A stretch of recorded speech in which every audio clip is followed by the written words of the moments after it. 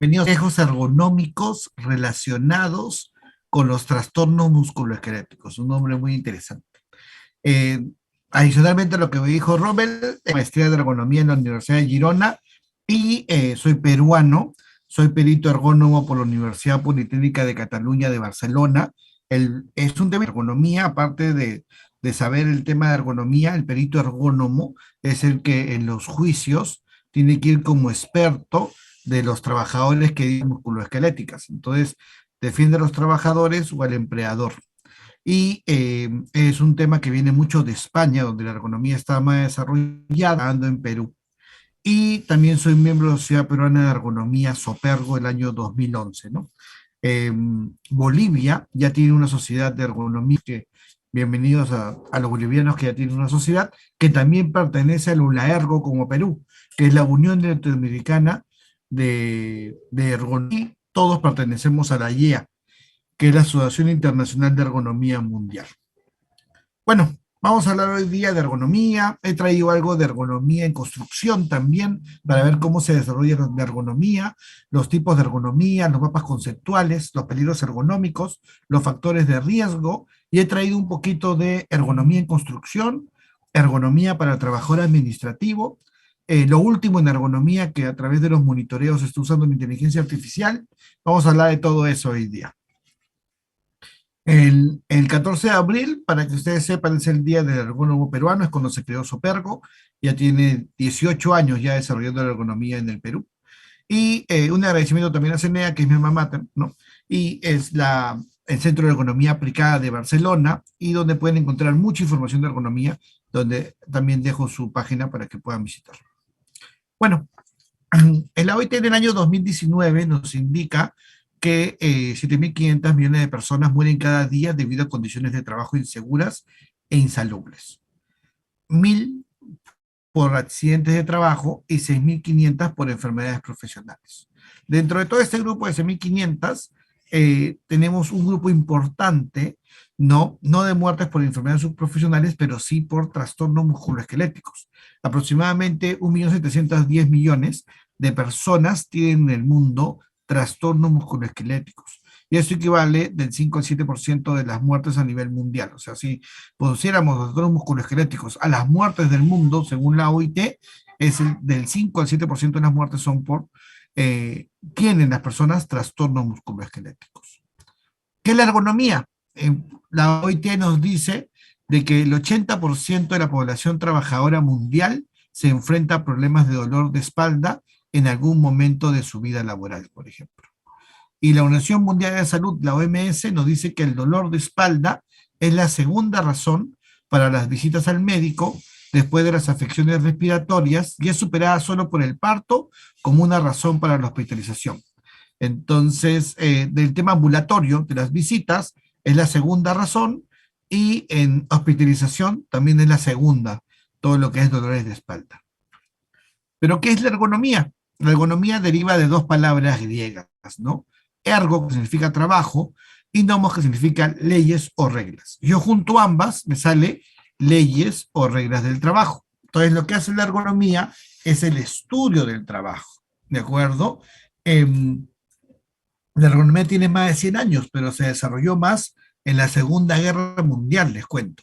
Tanto científicos americanos como nazis usaron la ergonomía para poder meter más soldados a aviones y tanques. Luego de la Segunda Guerra Mundial viene la expansión de la ergonomía en diferentes sectores como agricultura, construcción, minería, y actualmente se usa para todos los sectores, ya que la ergonomía busca adaptar el trabajo al hombre, considerando las limitaciones físicas y mentales del hombre en el puesto de trabajo. Entonces, ¿qué busca la ergonomía? Adaptar el trabajo al hombre. Y es interesante, ¿no? Porque a veces, por la tecnología, puedo tener personas que no están adaptadas al trabajo. Por ejemplo, digamos de que he conseguido una máquina para una máquina distribuidora para poner chapas a las botellas, ¿no? Y la he comprado de Holanda o de Italia, ¿no? Y cuando la traigo acá, la llevo a Bolivia, por ejemplo, quizás el promedio de talla de de un trabajador holandés, no es el mismo promedio de talla que un trabajador boliviano. Eso se llama antropometría y es parte de la ergonomía física biomecánica. Entonces, como no sé el tamaño para mi máquina, tengo una máquina donde pongo a un trabajador boliviano y el trabajador boliviano tiene que trabajar con las manos encima del hombro. Eso se llama postura forzada. Y esa postura forzada va a dar inicio a una molestia musculoesquelética. Y si con el tiempo no controlo la molestia musculoesquelética, puede dar inicio a un trastorno musculoesquelético, un manguito rotador, por ejemplo. Entonces, por eso es muy importante la ergonomía. Entonces, es una ciencia que estudia el trabajo, cómo la gente hace el trabajo, la forma en que lo realiza. No solamente cómo lo hace y la forma, sino también el lugar, el ambiente, las condiciones ambientales del puesto, las herramientas, el equipo que usa, inclusive la carga mental o los aspectos psicosociológicos de la situación del trabajo. Murray nos decía en 65 que la ergonomía es el estudio del ser humano en su ambiente laboral. Y Granger nos decía que es el estudio del comportamiento del hombre en su trabajo, ¿no? Entonces, ¿qué busca la ergonomía? La ergonomía busca, en primer lugar, reducir el sufrimiento, ¿no? Eliminar o reducir lesiones o enfermedades ergonómicas, llamadas también trastornos musculoesqueléticos o desórdenes musculoesqueléticos en Estados Unidos y otros países, DTA, por tensiones físicas repetitivas. Evitar accidentes y obviamente que si yo adapto el puesto de trabajo al trabajador, el trabajador va a tener los medios para poder trabajar mejor. Por lo tanto, va a aumentar su eficiencia y si aumenta su eficiencia, va a aumentar la productividad de la empresa. Entonces, la ergonomía busca incrementar la salud del trabajador, incrementar su seguridad para que no tenga accidentes de trabajo y aumentando la salud del trabajador, vamos a aumentar la calidad de vida del trabajo. Y aumentando su seguridad, vamos a aumentar su bienestar, creando productividad al trabajador, incrementando la productividad de eficiencia en la empresa. Y también vamos a disminuir, ¿qué vamos a disminuir? El ausentismo de trabajadores por errores que puedan cometer, costos por incapacidad por monotonía y repetitividad de la tarea, y también esto genera estrés laboral, por lo tanto la ergonomía también sirve para la disminución del estrés laboral. OSHA, que es el Departamento de Safety, que significa Occupational Safety and Health Administration, nos dice que la ciencia y la ergonomía tiene como fin adaptar el trabajo al hombre mediante el diseño de tareas y herramientas que contemplen las habilidades y limitaciones del trabajador. O que dice adaptar el trabajo y lugar de trabajo al hombre mediante el diseño de tareas y herramientas, ¿no? Y llegamos a la definición actual de la Asociación Internacional de Ergonomía, que nos dice que es una ciencia aplicada multidisciplinaria, porque nos ayudan los ingenieros, nos ayudan médicos, nos ayudan los psicólogos, nos ayudan los diseñadores industriales, nos ayudan los terapeutas, nos ayudan los fisioterapeutas, todos ayudan y nos da una definición un poco más grande del ser humano, ya que dice que tiene como finalidad que el trabajo, los sistemas, ambientes se adapten a las capacidades y limitaciones físicas y mentales de la persona para optimizar su seguridad y confort. Entonces no solamente ya habla de adaptar el trabajo, sino también habla de adaptar el sistema de organización de la empresa, la organización, productos que se hagan, las condiciones ambientales se adapten, ¿no? A todas las capacidades y limitaciones. Y esta adaptación de los medios para que los trabajadores trabajen de manera más ideal en su puesto de trabajo, obviamente genera mayor eficiencia en la empresa, mayor productividad. La guía define entonces como la ergonomía algo muy grande, ¿no? Y lo separa ergonomía. Entonces, estamos hablando de que la ergonomía es tan grande que tenemos 4 tipos diferentes de ergonomía. la ergonomía física, la ergonomía ambiental, la ergonomía cognitiva, que es la carga mental, y la ergonomía de empresa, la ergonomía organizacional. Y estas cuatro ergonomías conviven en el puesto de trabajo del trabajador. Hay que buscar que se adapten al trabajador. La ergonomía física tiene una carga física que tiene que ver con la lógica. ¿Qué es la carga fisiológica? Es el gasto metabólico que yo hago en un puesto de trabajo. Las posturas que tenga, esfuerzos que haga, los movimientos repetitivos del miembro superior, la manipulación manual de cargas y la fatiga. No es lo mismo trabajar en un turno de 8 horas, de 12 horas. No es lo mismo trabajar de día o de noche. Entonces va a estudiar toda la parte fisiológica del ser humano. La antropometría que les he dicho, que es la de la persona respecto al puesto de trabajo. Diseño de puestos de trabajo, las dimensiones, los planos de alcance y el diseño del producto. Importante las dimensiones del puesto de trabajo. Les voy a poner un ejemplo, y que pasó en mi trabajo diario, ¿no? Nosotros teníamos una empresa peruana de transporte público, buses, ¿de acuerdo? Que tenía mucho ausentismo en los conductores. Y este ausentismo eran por molestias musculoesqueléticas en la zona baja de la espalda, la zona lumbar. ¿De acuerdo? Nosotros, yo les cuento que trabajo en un corredor de seguros, soy el gerente de VP del área de seguridad y salud ocupacional de un corredor de seguros, que es una interempresas y las compañías de seguros.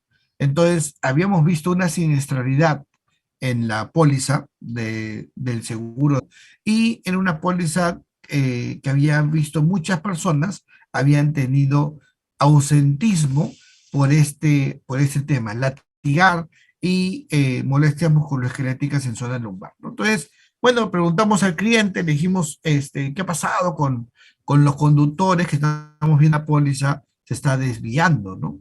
Entonces nos dijeron, sí, no sabemos, lo que dicen, aducen es dolor en la zona baja de la espalda y nada más. Y cuando van al médico, el dolor es agudo y les da entre 5 a 7 días de descanso médico.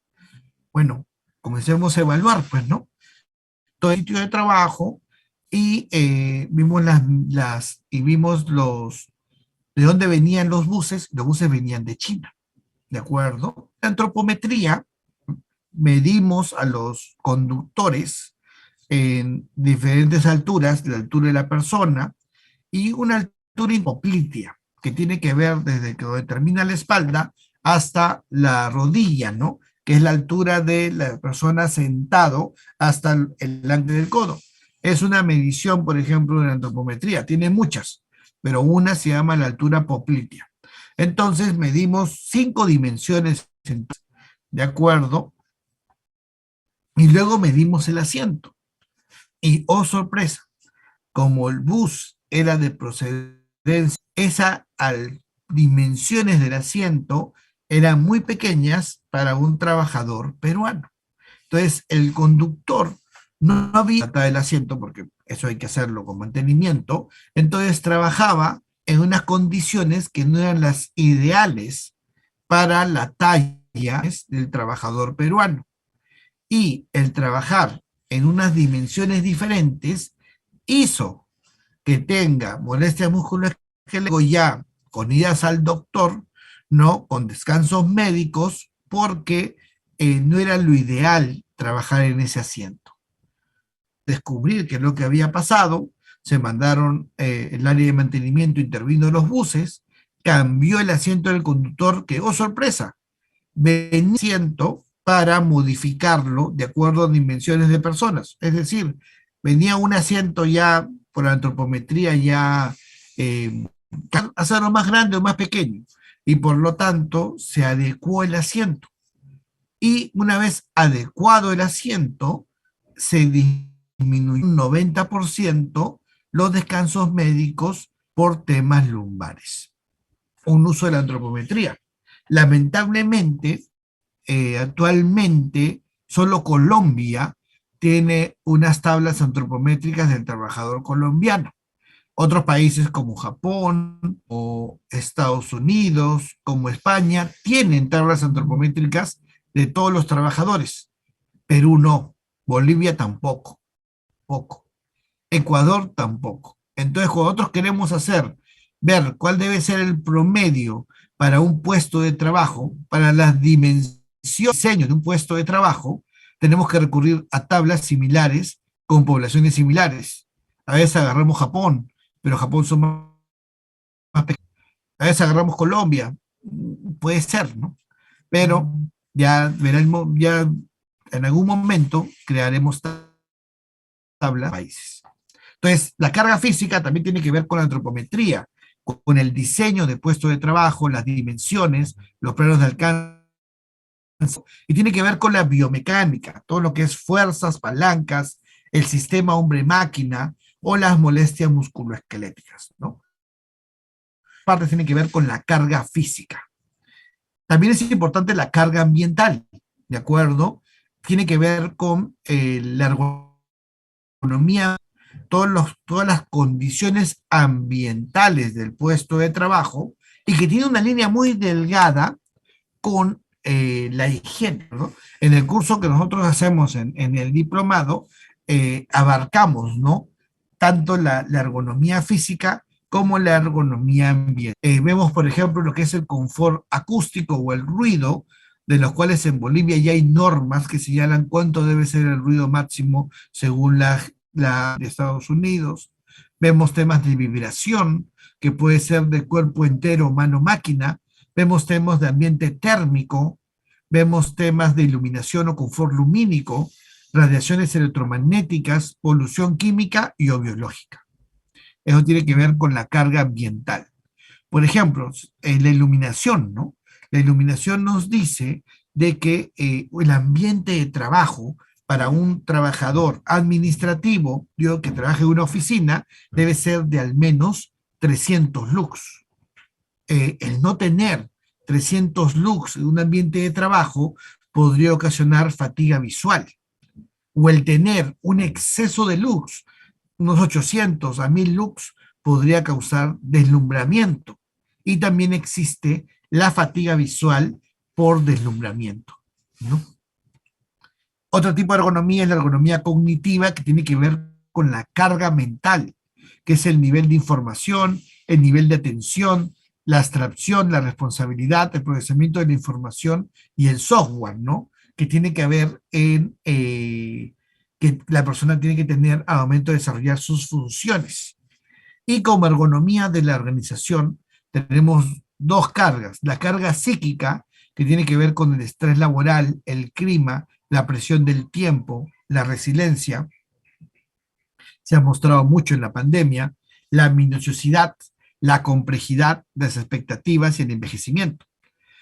Y también tiene que ver con la organización, las cargas organizacional, ¿no? Que tiene que ver con los horarios, los turnos, los descansos, la rotación, las sanciones, los espacios sociales, la motivación, el rol de la persona en la organización y la información. Estos cuatro tipos de ergonomía conviven en el puesto de trabajo y tengo que evaluarlos. Vamos a hablar de ergonomía física biomecánica para adentrarnos en un tema, ¿de acuerdo? Que es la que más se nota ahorita y es la que más siniestralidad o accidentabilidad tiene en el mundo. Este es el estudio de condiciones de trabajo de España.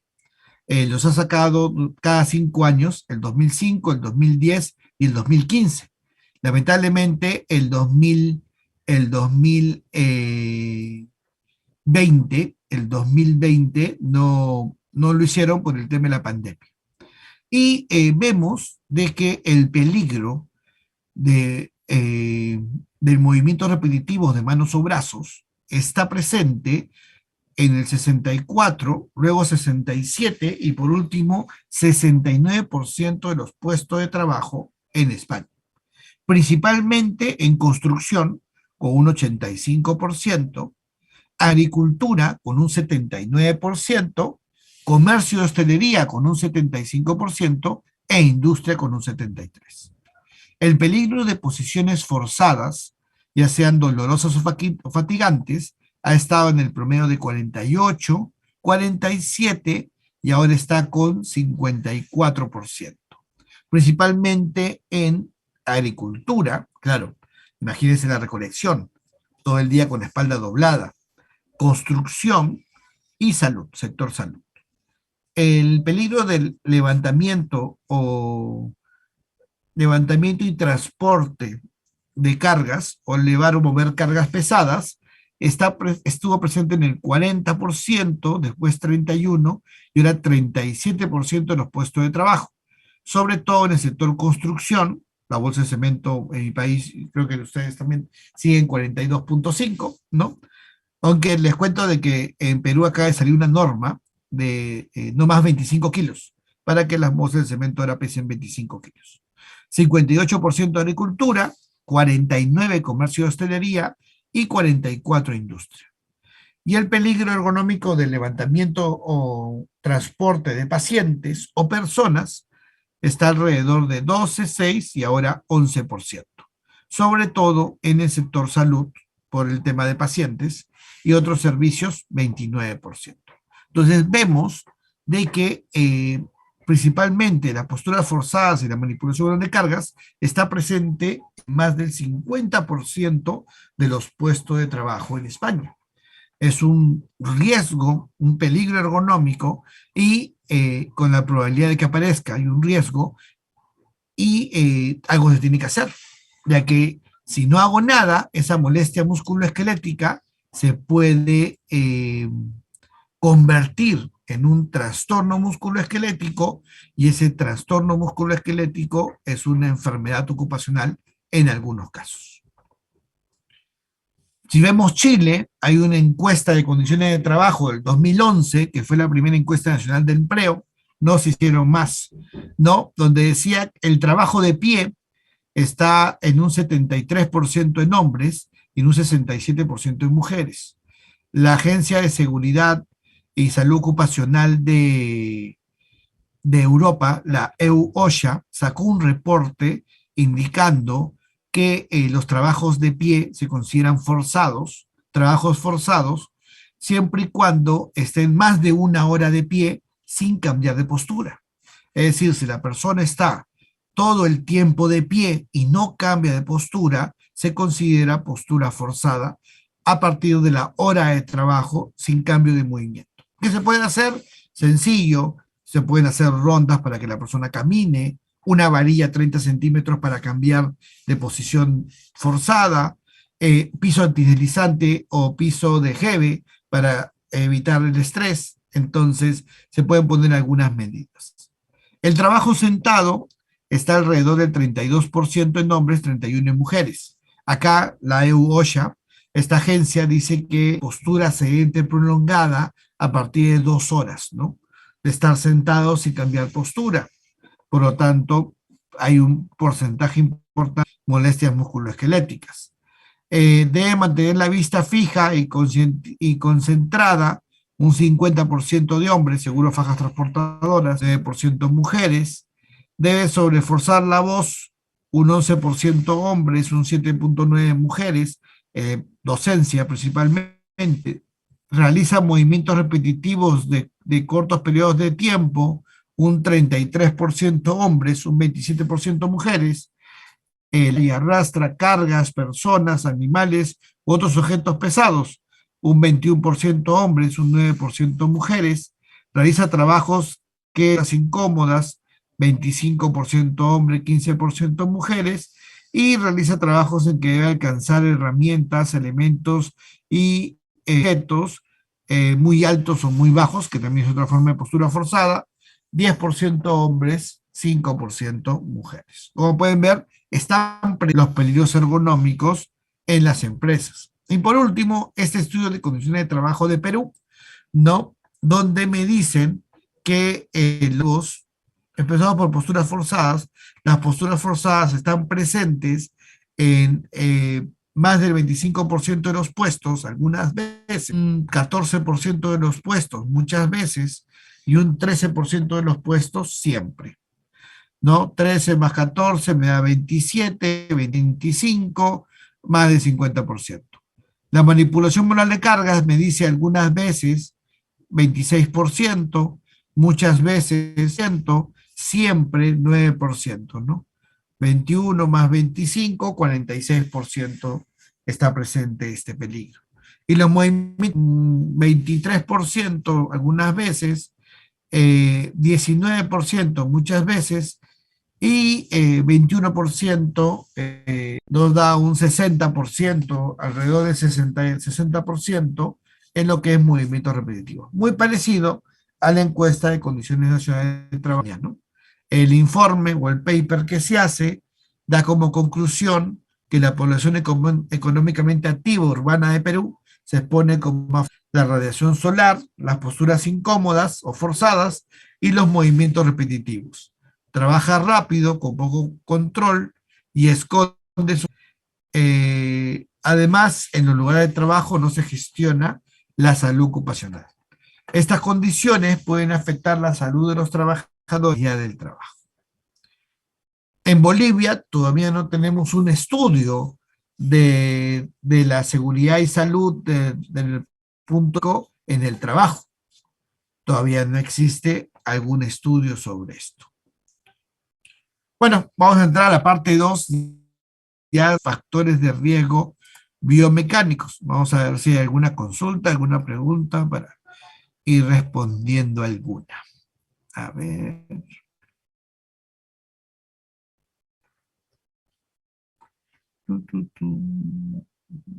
¿Qué vehículos entonces serían más de Sudamérica? Bueno, todos los vehículos ahora tienen las condiciones para poder cambiar el asiento, como decía en este caso de los chinos, para poder adecuar antropométricas, ¿no? En este caso, el asiento lo tuvimos que cambiar, se pudo adecuar el asiento, ya que venía con las dimensiones para otro. Ahora, cuando no existe esto, se tiene que buscar otro asiento y se hace el cambio en el bus del asiento por un asiento para...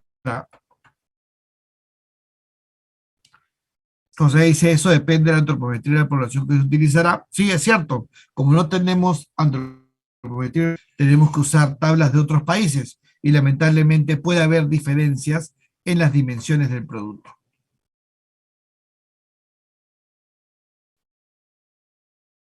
¿Cómo se puede presentar en una inspección que si bien el área de trabajo no cumple los niveles mínimos requeridos, el personal se siente cómodo cuando se incrementa este nivel de iluminación a fin de cumplir la normativa? Ah, bueno, eh,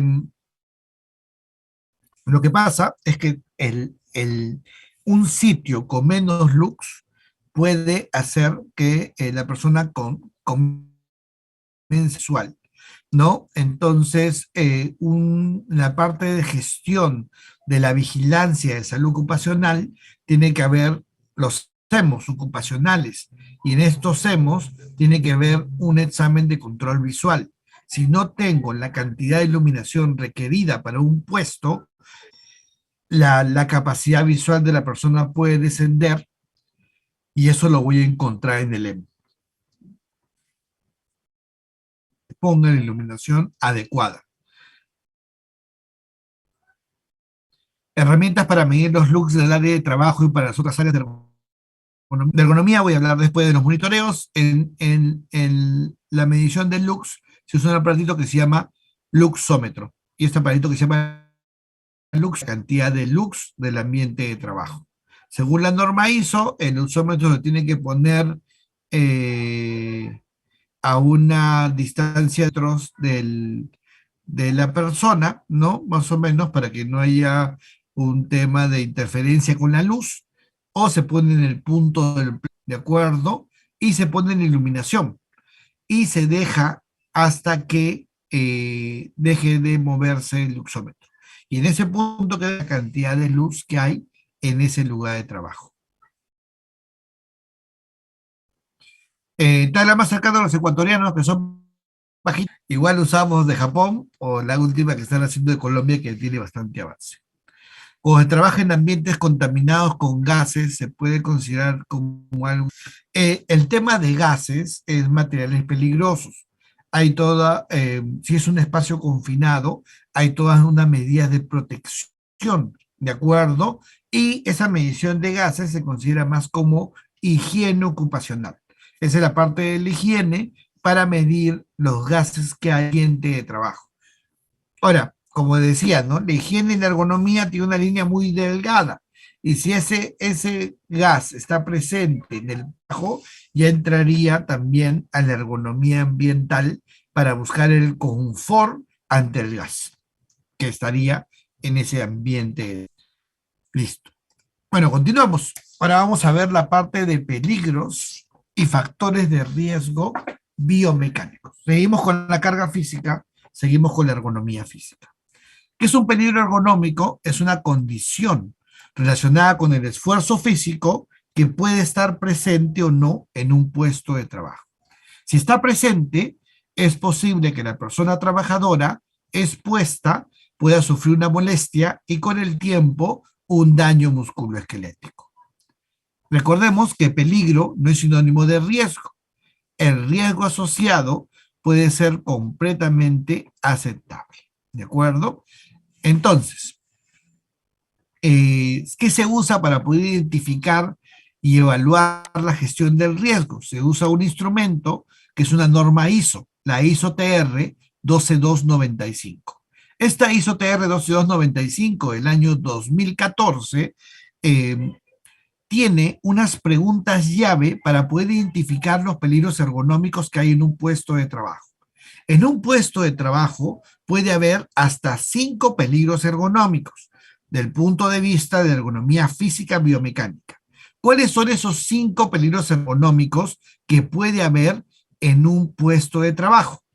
Tenemos manipulación manual de cargas, transporte manual de cargas, empuje y arrastre de cargas, movimientos repetitivos de extremidad superior y posturas forzadas.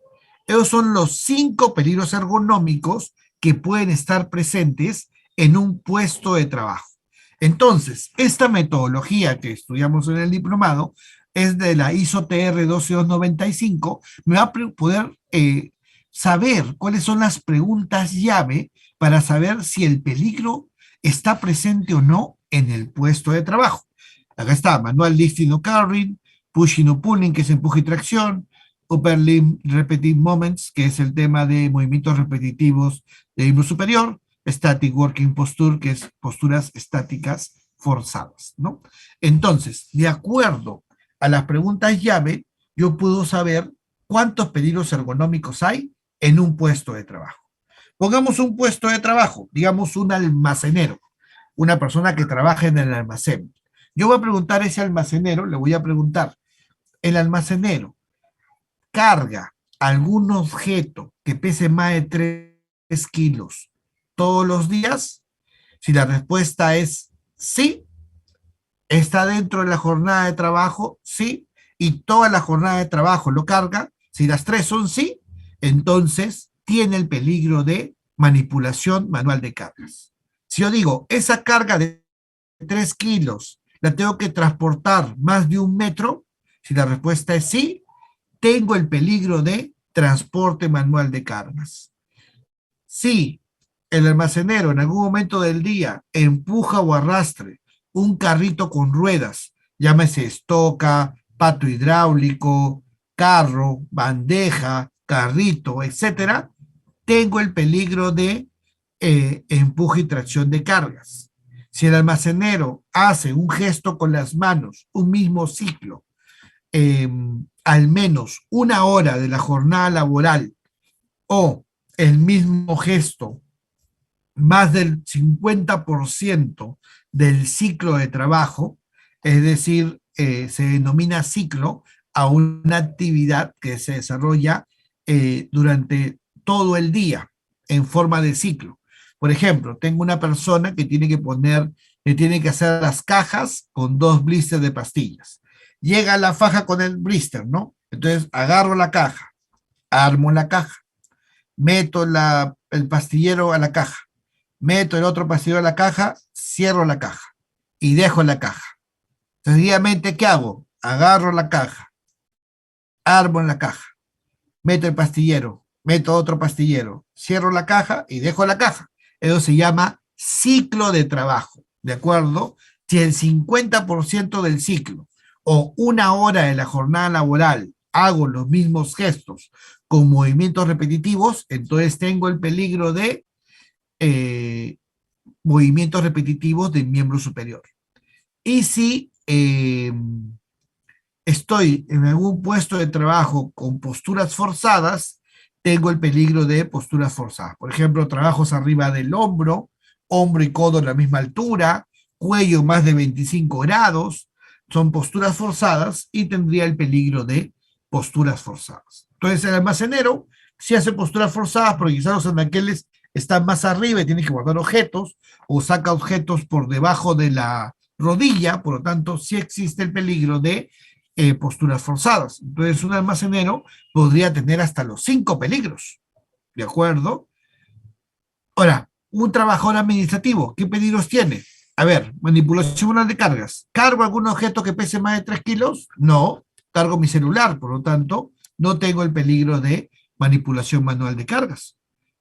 ¿El transporte manual de cargas? ¿Hago algún transporte de la carga? No, entonces no tengo el peligro de transporte manual de cargas.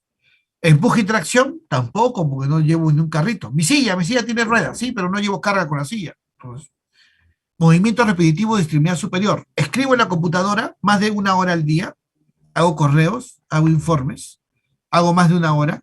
Si la respuesta es sí, tengo el peligro de movimientos repetitivos de extremidad superior en el puesto de trabajo administrativo. ¿Hago posturas forzadas? Sí, claro. Administrativo. Agarro mi celular, comienzo a conversar con mi celular, estoy mucho tiempo en el celular y de pronto siento un hormigueo en mi brazo, siento que se me duerme, involuntariamente, inconscientemente cambio la de mano porque se me ha cansado, se me ha adormecido, entonces sí hay posturas forzadas durante el trabajo. Tengo la palma más abajo, no a la altura de mi vista, y estoy todo el día con la espalda doblada. O durante el día agarro y uso mi celular para esto y escribo mensajes en esta postura. En esta postura, mi cabeza, que pesa 12 kilos, puede llegar a pesar hasta 27 kilos y puede ser un trastorno musculoesquelético llamado síndrome del cuello tenso o el test neck o el cuello de mensaje. Entonces, sí, tengo una postura forzada. Entonces, un trabajador administrativo tiene 2 peligros ergonómicos de los 5. Y podríamos, una vez conociendo estas preguntas llave, evaluar cualquier tarea de cualquier puesto de trabajo y poder saber cuántos tengo. También esta evaluación para la gestión del riesgo hay un segundo nivel, que es una evaluación rápida, de Quick Assessment, ¿no? Es una evaluación rápida donde voy a evaluar los factores de riesgo del peligro. Cada peligro es de riesgo, un conjunto de atributos. Puede tener uno o varios. Y estos factores de riesgo incrementan la de que empiece la molestia y luego llegue el trastorno. Y vamos a evaluar los factores de riesgo. Si los factores de riesgo son aceptables, entonces no tengo que hacer nada por ergonomía. Si están presentes o si están críticos, tengo que hacer la evaluación. Esta es la estimación, la evaluación rápida, y tengo que hacer, si son presentes o están críticos, la evaluación del riesgo. Y el monitoreo ergonómico las hacemos también a través de las normas ISO. La ISO 11228 para manipulación y transporte manual de cargas. La ISO 11228-2 para empuje y tracción de cargas. ISO 11228-3 para movimientos repetitivos de extremidad superior. Y la ISO 11226 para... Ahora, no es que haga la norma ISO va a recomendar métodos para poder estimar los factores de riesgo. Por ejemplo, la ISO 11228-1 me va a recomendar el método Nayos, poder hacer la ecuación de Nayos con aquellos casos de peligro ergonómico de manipulación manual de cargas y transporte manual de cargas. 11228-2 me va a recomendar las tablas de Nokis y Dielo para poder hacer los casos de empuje y arrastre de cargas. La 8-3 me va a recomendar el método OCRA para poder hacer el análisis de los movimientos repetitivos de extremidad superior. Diplomado vamos a aprender también los monitoreos ergonómicos, cómo se hacen, ¿de acuerdo? Pero vamos a tener software. Lo importante, chicos, es que ustedes aprendan de dónde vienen y qué fórmulas tienen, pero ya no vamos a perder tiempo en hacer las fórmulas. Ya existen softwares, pero hay que saber cómo llenar los software. Y eso lo enseñamos en el diplomado. Y también en el tema de posturas estáticas, en la ISO también señala un método, pero este sí es de la misma ISO. ¿De acuerdo? Ahora, ¿me puede decir alguno que conoce algo de ergonomía? Yo hago método REVA. Ah, perfecto. Método REVA sirve para postura forzada, pero no sirve para movimiento superior. No sirve para manipulación manual de cargas. Yo hago rula. Método rula es un método es subjetivo, igual que el LOWAS, ¿de acuerdo? Por lo tanto, esos métodos, si yo los hago, ok, lo voy a algún factor de riesgo, pero quizás el factor de riesgo que no estoy considerando es justamente el que puede provocar el trastorno musculoesquelético. Por eso es importante hacer el ciclo de gestión, ¿no? En Perú, esta norma de la ISO T5, a partir del 15 de noviembre del año pasado, ya es norma técnica peruana. Esta norma de la ISO TR 12290 es norma técnica colombiana, ecuatoriana, uruguaya, ¿no? Argentina no, porque la cambió, ya no es la norma espejo de la ISO, hizo algunos cambios, por lo tanto ya no es norma técnica igual que la ISO, es muy parecida. Y pero los demás países que mencioné, Ecuador, Colombia, Perú, ya es norma técnica peruana, y se puede aplicar, ¿no?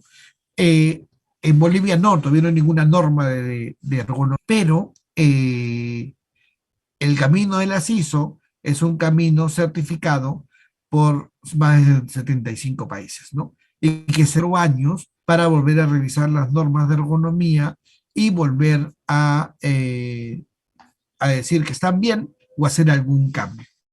El año pasado, en la ISO 11228-1, en la parte de manipulación manual de cargas, ¿no? Ha habido un cambio, ¿verdad? Que antiguamente se recomendaba que los trabajadores cargaran hasta 50 años, máximo 5 kilos.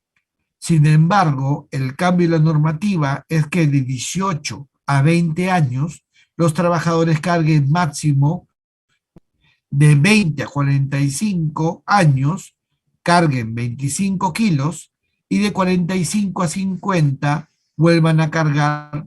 Ese es el último cambio que ha habido en la ISO 11228-1.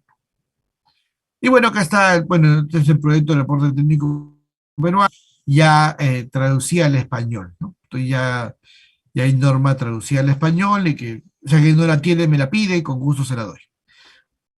Entonces, esta norma usa este modelo de identificación y evaluación para la gestión del riesgo, donde yo voy a poder identificar los peligros ergonómicos. Si no hay peligro del riesgo, no hago nada con el puesto. Si sí hay peligros ergonómicos, hago la evaluación rápida, la estimación del riesgo. Si los riesgos son aceptables, pero si los riesgos están presentes o son críticos, hago la evaluación del riesgo.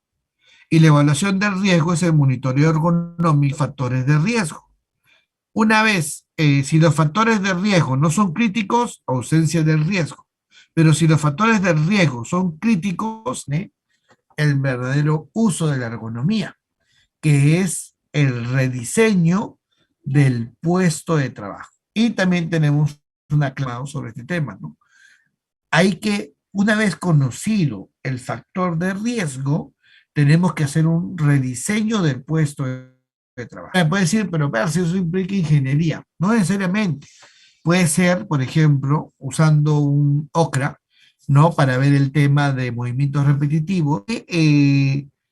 No hay pausas, no hay pausas en la jornada diaria de un trabajador y no hay periodos de recuperación, ¿no? Podríamos incluir algunas pausas o periodos de recuperación de la tarea y hemos hecho, y con esto el riesgo vuelve a ser bajo.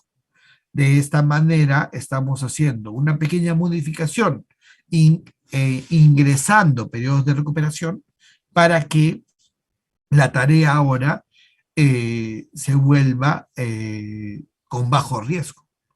No estoy haciendo ningún cambio de ingeniería, solo he hecho una buena operación de la persona, he agregado pausas al puesto, pero sin embargo he hecho un rediseño de la manera organizativa, ¿sí o no? Pero rediseño. Y por último, siempre que hago un rediseño, tengo que ver si otra vez una evaluación rápida, si hay algún riesgo con el, y si ya no hay ningún riesgo, ya paso a la ausencia del riesgo y ese puesto está con un check y listo. No va a dar un trastorno musculoesquelético, una enfermedad ocupacional.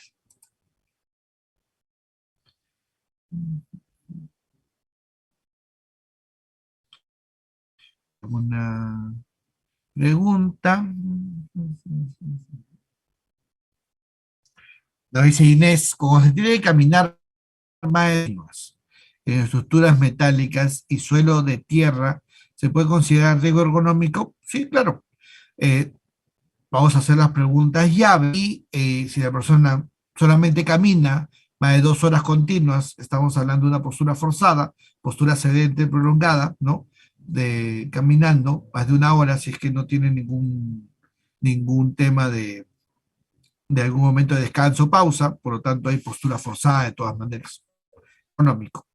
Y podríamos revisar los otros, si hay empuje y tracción, si hay manipulación de cargas y transporte de cargas dentro de la jornada. Pero leyendo el concepto que tú pones, existe el peligro de postura forzada. Eh, sí se escucha. Está. Los software son de ustedes, o sea, los software que se utilizan para tanto el diagnóstico ergonómico ocupacional como para hacer los monitoreos OCRA, NIOSH y de la ISO, son de ustedes. O sea, eso lo pueden usar siempre cada vez que hagan un monitoreo ergonómico. Y sí, puedo pasar la norma al grupo, no hay problema. Entonces, como hemos hablado, ¿cuáles son los peligros ergonómicos que pueden estar presentes en el trabajo diario? El levantamiento manual de cargas, el transporte manual de cargas, el empuje y arrastre de cargas, los movimientos repetitivos de la extremidad superior y las posturas y movimientos forzados. ¿Cuál es el primer paso? Tengo que identificar si están presentes o no en el puesto de trabajo. Ahora, ¿este peligro que yo he identificado puede comportar un trastorno musculoesquelético? Aún no. Hay que evaluar el riesgo.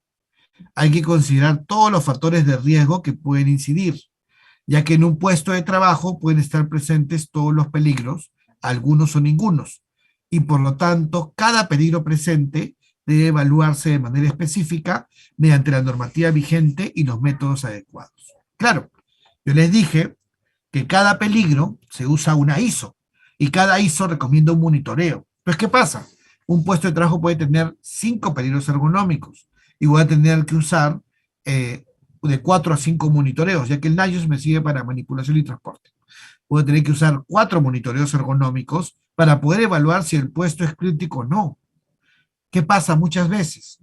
No hago todos los monitoreos. Por cumplir, hago uno, pero no me olvido de evaluar los otros peligros. Y ahí es cuando aparece la molestia musculoesquelética y con el tiempo el trastorno. Esta metodología me permite evaluar cada peligro ergonómico. Ahora, vamos a los factores de riesgo. Ya conocemos los peligros. Ahora vamos a ver los factores de riesgo. ¿Qué son los factores de riesgo? Según la norma básica de Ergonomía y de Procedimiento de Evaluación de Riesgos Disergonómicos de Perú, del año 2008, la RM375, nos dice que es un conjunto de atributos de la tarea o del puesto, más o menos claramente definidos, que inciden en aumentar la probabilidad de que una persona expuesta a ellos desarrolle una lesión en su trabajo. Son aspectos relacionados a los peligros ergonómicos: manipulación manual de cargas, sobreesfuerzo o transporte manual de cargas, posturas de trabajo y movimientos repetitivos. ¿Qué es el factor de riesgo? El factor de riesgo ergonómico es una característica del trabajo que puede incrementar la probabilidad de desarrollar un trastorno musculoesquelético, ya sea por estar presente de manera desfavorable o debido a que haya presencia simultánea con otros factores de riesgo. Entonces, en el movimiento repetitivo, por ejemplo, el miembro superior, el peligro es el movimiento repetitivo del miembro superior. Pero ¿cuáles son los factores de riesgo? Los periodos de recuperación, la frecuencia de la actividad, el número, la duración de la tarea, ¿no? Entonces, ¿qué son los factores de riesgo? Para entenderlos más fácilmente, ahí me gusta llamarlos los peligritos del peligro. ¿De acuerdo? El peligro, movimiento repetitivo del miembro superior. Los peligritos, recuperación, las posturas forzadas de los miembros superiores, la dosis de la actividad. Entonces hay varios peligritos del peligro grande, que es el movimiento repetitivo. Vamos a ver los factores de riesgo, conozcámoslos. Uno que está presente en postura forzada y en movimiento repetitivo, y también en manipulación de cargas, la fuerza, ¿no? Los grandes esfuerzos que causan lesión en un solo movimiento pueden contribuir a ella con el tiempo. Así, levantar pesos muy grandes puede dañar la espalda y otras articulaciones como las rodillas.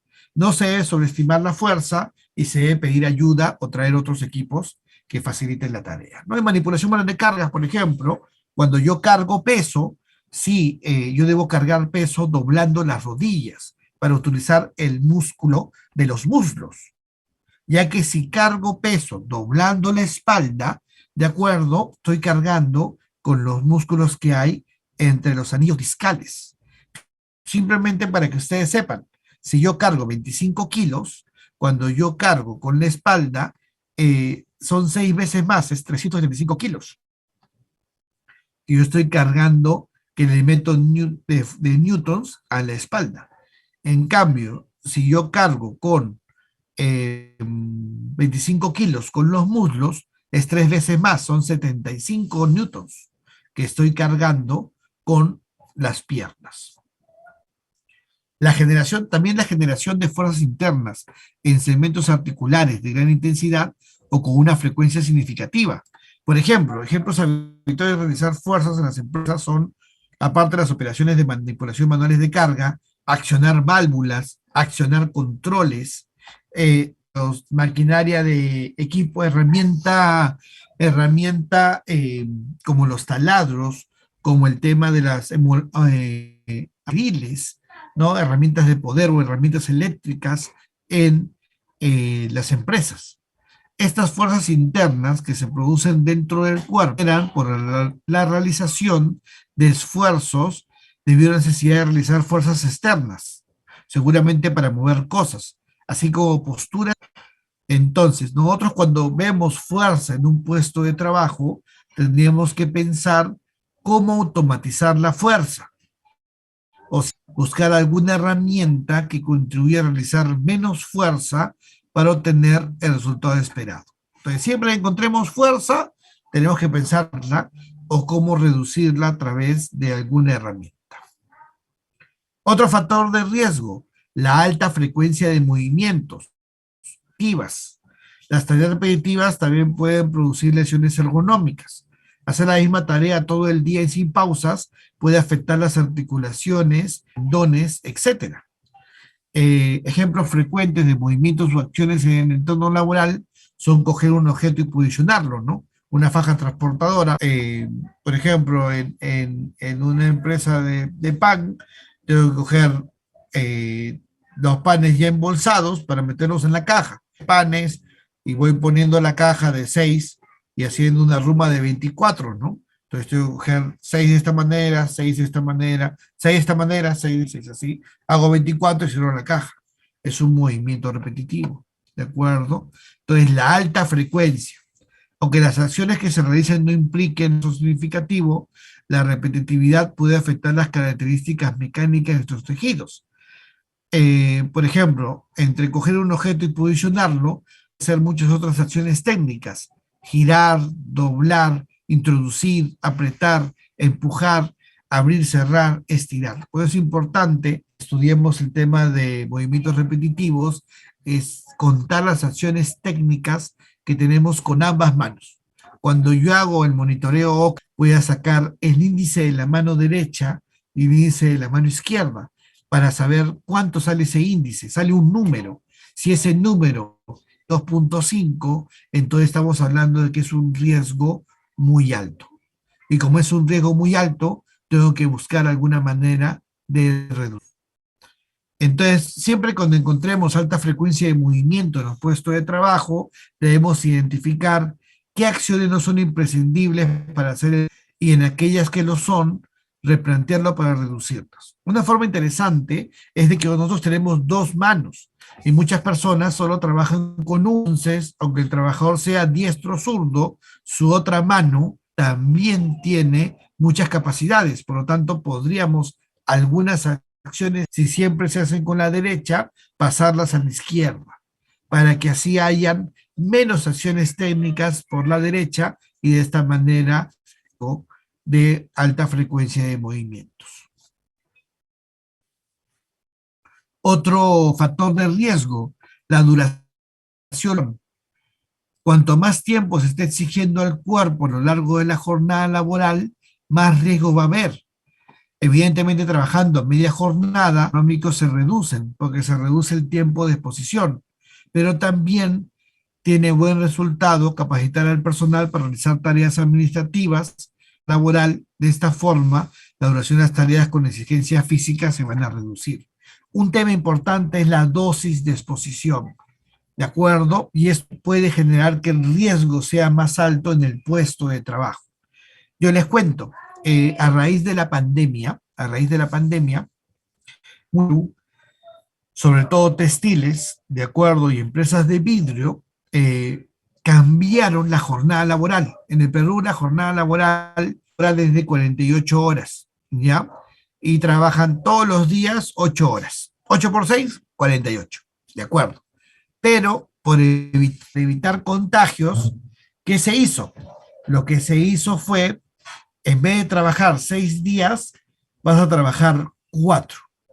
8 horas diarias, vas a trabajar 12. 4 por 12, 48. ¿De acuerdo? Y así llega menos gente a la planta, tengo más espacios con mayor distanciamiento para evitar contagios.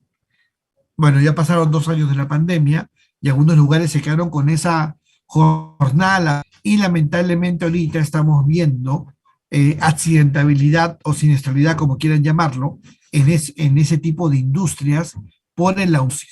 El trabajar 12 horas incrementa la probabilidad de tener molestias musculoesqueléticas e incrementa los trastornos musculoesqueléticos. Por tanto, ninguna jornada que sea mayor a 8 horas va a ser no riesgo bajo. Siempre cuando hay más de 8 horas de trabajo, ese riesgo al toque se intensifica.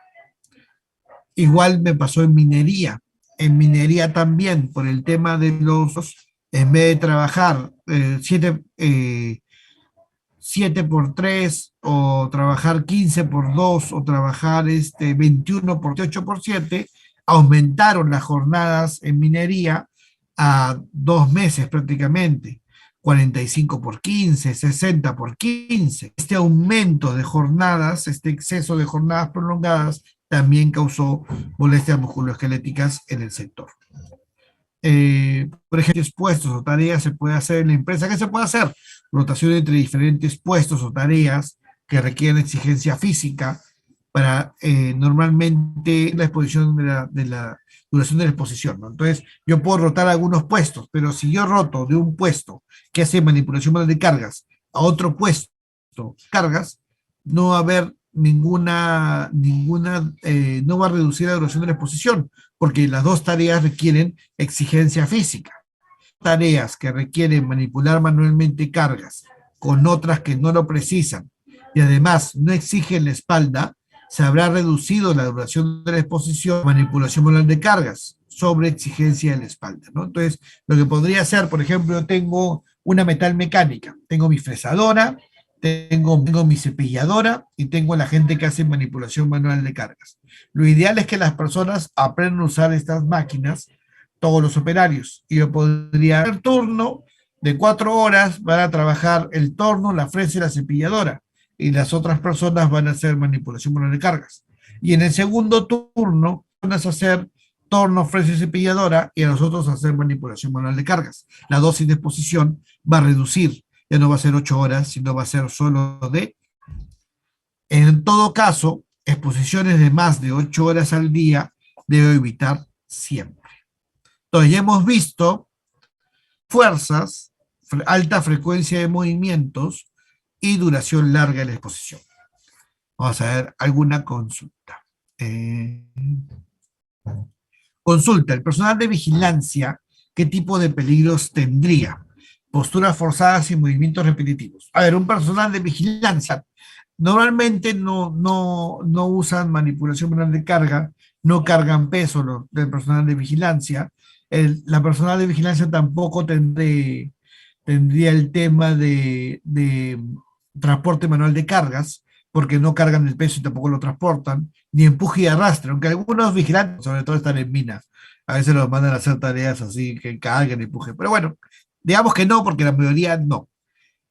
Postura forzada sí, porque están de pie, y movimiento repetitivo de extremidad superior, dependiendo, ¿no? Si es un personal que hace reportes, que llena reportes, sí tendría el peligro de movimiento repetitivo de extremidad superior, porque si al menos durante 1 hora de las 8 que tiene, está usando el miembro superior, con los mismos gestos, por lo tanto sí tendría ese peligro, siempre y cuando llene reportes. Así que no, simplemente el peligro de postura forzada. De ahí baja, la baja lumbar sirve para evitar daños a la columna con el levantapeso o es solo un mito. Ah, ya. Yo creo que me quiso decir la faja lumbar, ¿de acuerdo? Bueno, la faja lumbar no es un equipo de protección personal, lo vemos en el curso, ¿de acuerdo? Yo les cuento, la NIOSH, que es un organismo americano, de donde sale la ecuación de NIOSH para manipulación manual de cargas, hizo un estudio con más de 2.500 trabajadores. Y la mitad del grupo usaba faja para cargar peso y la mitad del grupo no usaba faja. Y encontraron problemas en la espalda en un porcentaje similar en ambos grupos. Entonces determinaron que la faja lumbar no es un equipo de protección personal, sino solamente es un corrector de postura. Esta misma tendencia, la NIOSH, tanto Venezuela como Chile han sacado normas sectoriales, que también las revisamos en el curso para que ustedes vean. La faja lumbar sirve, no voy a decir que no, como un corrector de espalda. Por ejemplo, si una persona tiene una escoliosis en la espalda, la faja lumbar le va a ayudar a no tener la columna desviada y por lo tanto poder hacer su trabajo diario, pero porque ya tiene un diagnóstico, ¿de acuerdo? Pero si la faja lumbar yo me la quiero poner para cargar 100 kilos, es mentira. En Perú hicimos un estudio, la Sociedad Peruana de Ergonomía, en el año 2008, a cargo de Aníbal Hermosa, que es el fundador de la Sociedad Peruana de Ergonomía, a La Parada. La Parada es el mercado más grande de Perú, donde a las 3 de la mañana llegan todos los productos para comercializarlos en todo Lima. Papa, tomate, choclo, zanahoria, todos ya y llegan en sacos de 50, de 80, de 100 kilos. Y los estibadores de la parada cargan esos sacos para transportarlos a los camiones para que se lleven a todos los mercados de Lima. Al momento de hacerles el estudio de todos esos trabajadores, todos tenían la espalda desviada. 100%. Todos fajados, ¿no? Pero la faja no sirve. Sigamos. Igual más evidencia vamos a conocer más adelante.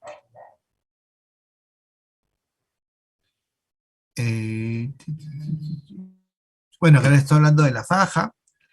Un problema también de la faja, aparte que uno se confía y cree que puede cargar mayor peso, es que la faja no permite, por ejemplo, luego de comer, un buen funcionamiento del aparato digestivo. Entonces pueden haber problemas digestivos a los trabajadores que están fajados luego de comer. Se fajan y no hacen un buen procesamiento digestivo, y hay también algunos problemas digestivos con los trabajadores. Muy bien, Ale. Ale nos dijo, la faja lumbar brinda una falsa sensación de seguridad, no es considerada un EPP. Muy bien, Ale. Esa es la respuesta. Los que tienen chalecos antibalas, una pregunta interesante. Bueno, o sea, la faja es un corrector de postura, pero si ya se cambia la faja, ¿no? Y es un chaleco antibalas, puede ser parte de una indumentaria para un personal de seguridad o de vigilancia pública, pues. Entonces ahí es diferente, es parte de un EPP, pero por el tipo de trabajo que tiene la persona. Ahora, ese chaleco puede estar sin faja o con faja, o sea, puede tener alguna señal para un corrector de postura o no.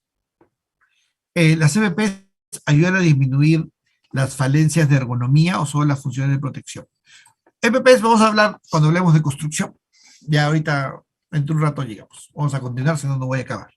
Otro factor de riesgo, la ausencia de periodos de recuperación. ¿De acuerdo? Es necesario el repaso fisiológico. Voy a dejar la pregunta de EPPs para el final. No es que no la quiera contestar, sino vamos a ver en jerarquía de controles. La ausencia de periodos de recuperación. Es necesario el reposo fisiológico para recuperar las capacidades funcionales del cuerpo en condiciones óptimas, ¿de acuerdo? Eh, por lo que si durante la jornada laboral no se tiene la posibilidad de realizar esta recuperación, se incrementa el riesgo. Por ejemplo, un periodo de recuperación cuando se está expuesto a una sobrecarga biomecánica en la extremidad superior es una pausa con una duración de al menos 8 minutos, según lo que nos dice el método OCRA.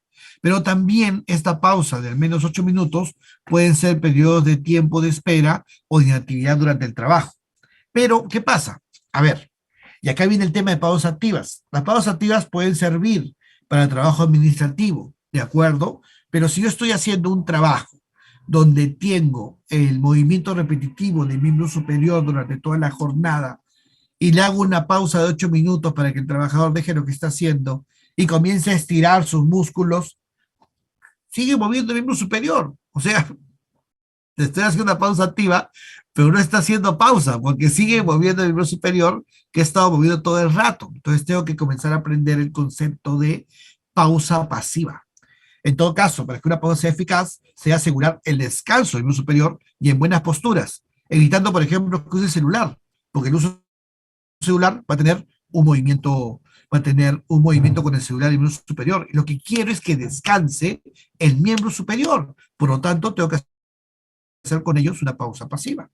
Pero si, por ejemplo, tengo el sector pesca y en el sector pesca quiero hacer una pausa activa porque ya se viene la faena de pesca, no puedo hacer una pausa activa para el sector pesca, no le sirve de nada. Tengo que hacer acondicionamiento muscular para preparar los músculos del estómago, preparar el miembro superior para poder hacer la actividad de carga o descarga del pescado. Por lo tanto, la pausa activa me va a servir, sí, para ciertas actividades. El acondicionamiento muscular me va a servir, sí, para ciertas actividades. Y la pausa pasiva me va a servir, sí, para ciertas actividades. De acuerdo al puesto y de acuerdo al tipo de peligro ergonómico y de acuerdo al factor de riesgo, yo tengo que pausa activa, acondicionamiento muscular o pausa pasiva. Hay diferentes soluciones. Es como el doctor y una receta. Ya, ¿qué te duele? Ya, tómate una Tylenol, una pastilla para dolor de cabeza. ¿A ti qué te duele? El estómago, tomo de cabeza. ¿A ti qué te duele? El pie, tómate una pastilla. No puedo. Tengo que saber qué tiene la persona y de acuerdo a lo que tiene, ver la medida de protección. El estatismo postural, ¿no? Ciertas posturas o posiciones pueden causar en el trabajador susceptibilidad al daño particular vertebral. La columna se puede dañar girándola, torciéndola o estirándola exageradamente, ¿no? La columna, dos movimientos principales, movimiento de torsión y el movimiento de flexión, ¿no? O así cosas, ¿no? Flexión y torsión. ¿De acuerdo? Cuando yo hago flexión y torsión a la vez, puede haber una lesión de la espalda. Construcción, el peón con la tierra. Agarra la tierra, flexión, y la va a botar al camión, hace torsión. Ahí tiene el llamado latigazo lumbar, latigazo y el dolor en la zona lumbar. ¿Por qué? Porque estoy usando flexión y torsión en la espalda. El trabajador administrativo, tengo mi, ¿no? Entonces tengo en mi último cajón. Entonces hago torsión y luego hago flexión para sacarlo del último cajón. Y suena la lesión en la espalda. ¿Qué tengo que hacer? Doblo todo mi cuerpo y solamente hago flexión para sacar lo que tengo en mi cajón. Si puede haber una lesión en la espalda. El activo postural es permanecer inmóvil, ya sea de pie o sentado. Esta condición es perjudicial, incluso cuando se adopta una postura considerada ideal. Vigilantes, por ejemplo, cuando se trabaja de pie, se debería modificar la postura de los pies y cambiar la carga de una pierna a otra. Cuando se trabaja sentado, lo más importante del diseño del puesto de trabajo es que nos permita modificar la postura. Trabaja sentado, hay que estirar las piernas, hay que flexionar las rodillas, hay que inclinar más la espalda, hay que apoyarlo sobre la mesa, es decir, cambiar. En el mundo ahorita es de que ya tenemos un tema de postura sedante dinámica, ¿no? Postura sedante dinámica, ¿sí? Cambiar de postura. Es decir, tratemos cada hora de tratar de cambiar la postura que tenemos en el sitio de trabajo. Sí, mover las piernas, ¿no? Ya que si quedamos en un mismo puesto, vienen molestias en zonas como cuello y lumbar principalmente. Para temas de estatismo, necesitamos, por ejemplo, el diseño del puesto, en primer lugar, y en segundo lugar, la persona trabajadora debe estar sensibilizada, ¿no? Debe tener la conciencia y el hábito para hacerlo. Pueden ser factores de riesgo, la vibración, la exposición a vibraciones, ¿no? Una persona durante el trabajo puede estar sometida a vibraciones en el cuerpo entero, cuando gran parte sobre una superficie vibrante, por ejemplo, maquinaria pesada, un cargador frontal, una retroexcavadora, el mismo camión, un vehículo todo el día. Puede ser vibración de extremidad superior, transmitida por las manos debido principalmente al uso de herramientas mecánicas. Un martillo, ¿no? Martillos que hay en construcción, que son así, teca, teca, teca, teca, ¿no? Esos martillos hacen bastante vibración, un taladro, un esmerillador, ¿no? Entonces el cuerpo entero puede generar alteraciones psicofisiológicas en la columna vertebral y en el sistema nervioso periférico. Esto sucede, por ejemplo, en manejar transporte.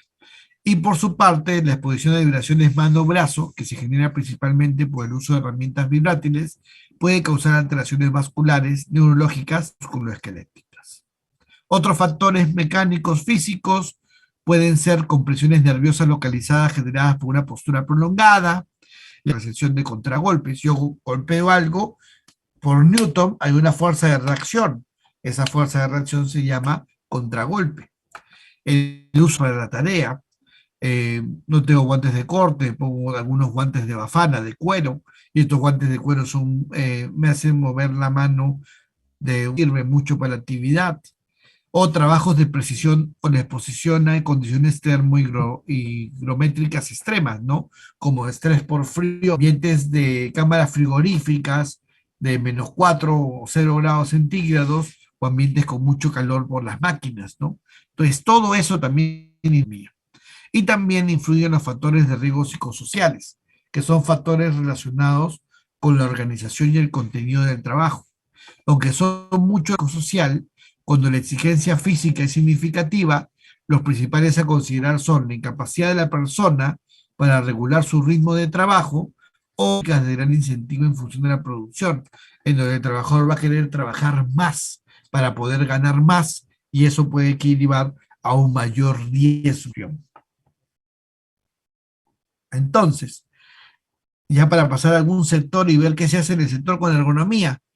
Generalmente esqueléticos es un conjunto de lesiones inflamatorias o degenerativas de músculos, tendones, articulaciones, ligamentos, huesos y el sistema circulatorio causadas o agravadas fundamentalmente por el trabajo si no se tiene en cuenta la ergonomía, principalmente a la espalda, la zona lumbar con mayor frecuencia y al cuello. En trabajo administrativo al revés, primero cuello y después zona lumbar. También puede haber, ¿no?, extremidades superiores y extremidades inferiores. Ahora, si la molestia musculoesquelética persiste y no hago ninguna medida de, con el tiempo voy a tener un trastorno musculoesquelético. ¿Qué trastornos musculoesqueléticos hay? De acuerdo a la parte del cuerpo. Si es en los dedos, se llama neuritis dedo en gatillo, enfermedad de Kerbein. Si es en la muñeca, tendinitis, síndrome de túnel carpiano, síndrome de túnel Gullón. Si es en el codo, la epicondilitis. Si es en el hombro, la tendinitis del manguito rotador o el síndrome de obstrucción de la salida torácica. Si es en el cuello, el síndrome de Test-Neck o cuello tenso y la tensión por posición corporal.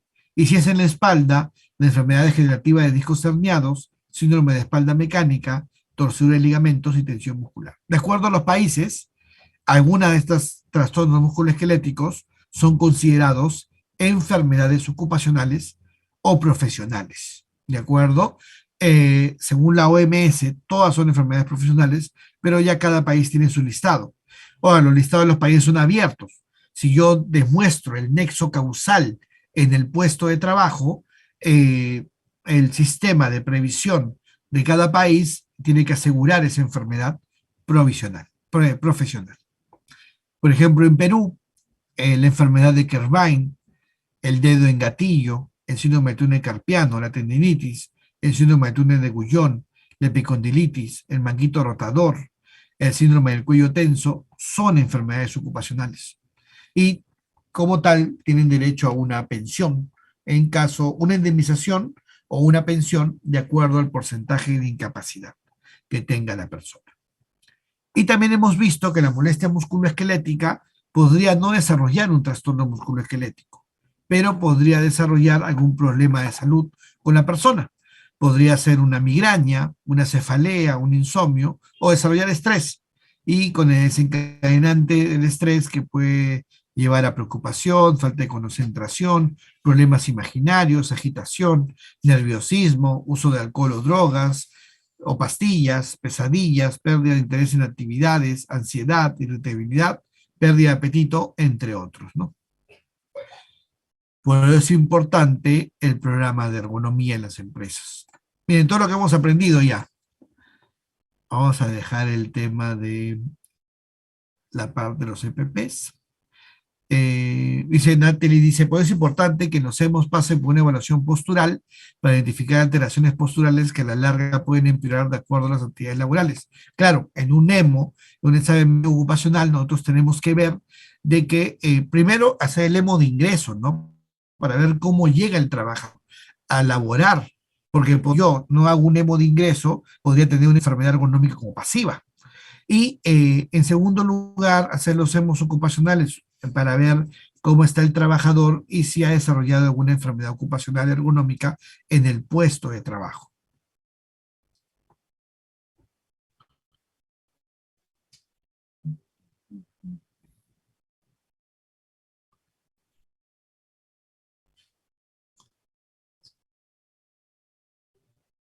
Hay unas preguntas de pausa que vamos a ver después. Acá me preguntan los operarios de parques y jardines que trabajan con desbrozadires de gras, ¿qué tipos de corretaje con faja deben usar? Bueno, acá tendríamos que revisar eh, el tema del desbrizador de gras, ¿no? Desbrozadires de gras, que supongo que es una herramienta para cortar para cortar el gras, ¿no? Eh, Tendríamos que revisar qué tipo de herramienta es, cuánto pesa, cuál es la postura que toma la persona al momento de usar la herramienta para de esa manera determinar si es que la herramienta pesa, es pesada, ¿no? Para determinar si tienen que usar alguna faja. O sea, lo ideal es que no usen fajas en el trabajo. ¿no? Las fajas no sirven para cargar peso ni nada, ¿no? Solamente son corrector de posturas.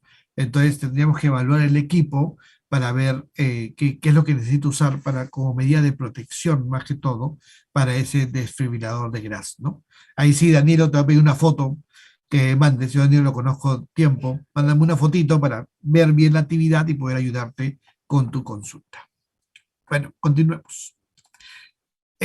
Nosotros en March hicimos un estudio de ergonomía entre octubre y noviembre de 2021, que, bueno, hemos publicado, donde se hizo 204 empresas, principalmente multinacionales de Perú, pero también habían empresas multilatinas y multinacionales.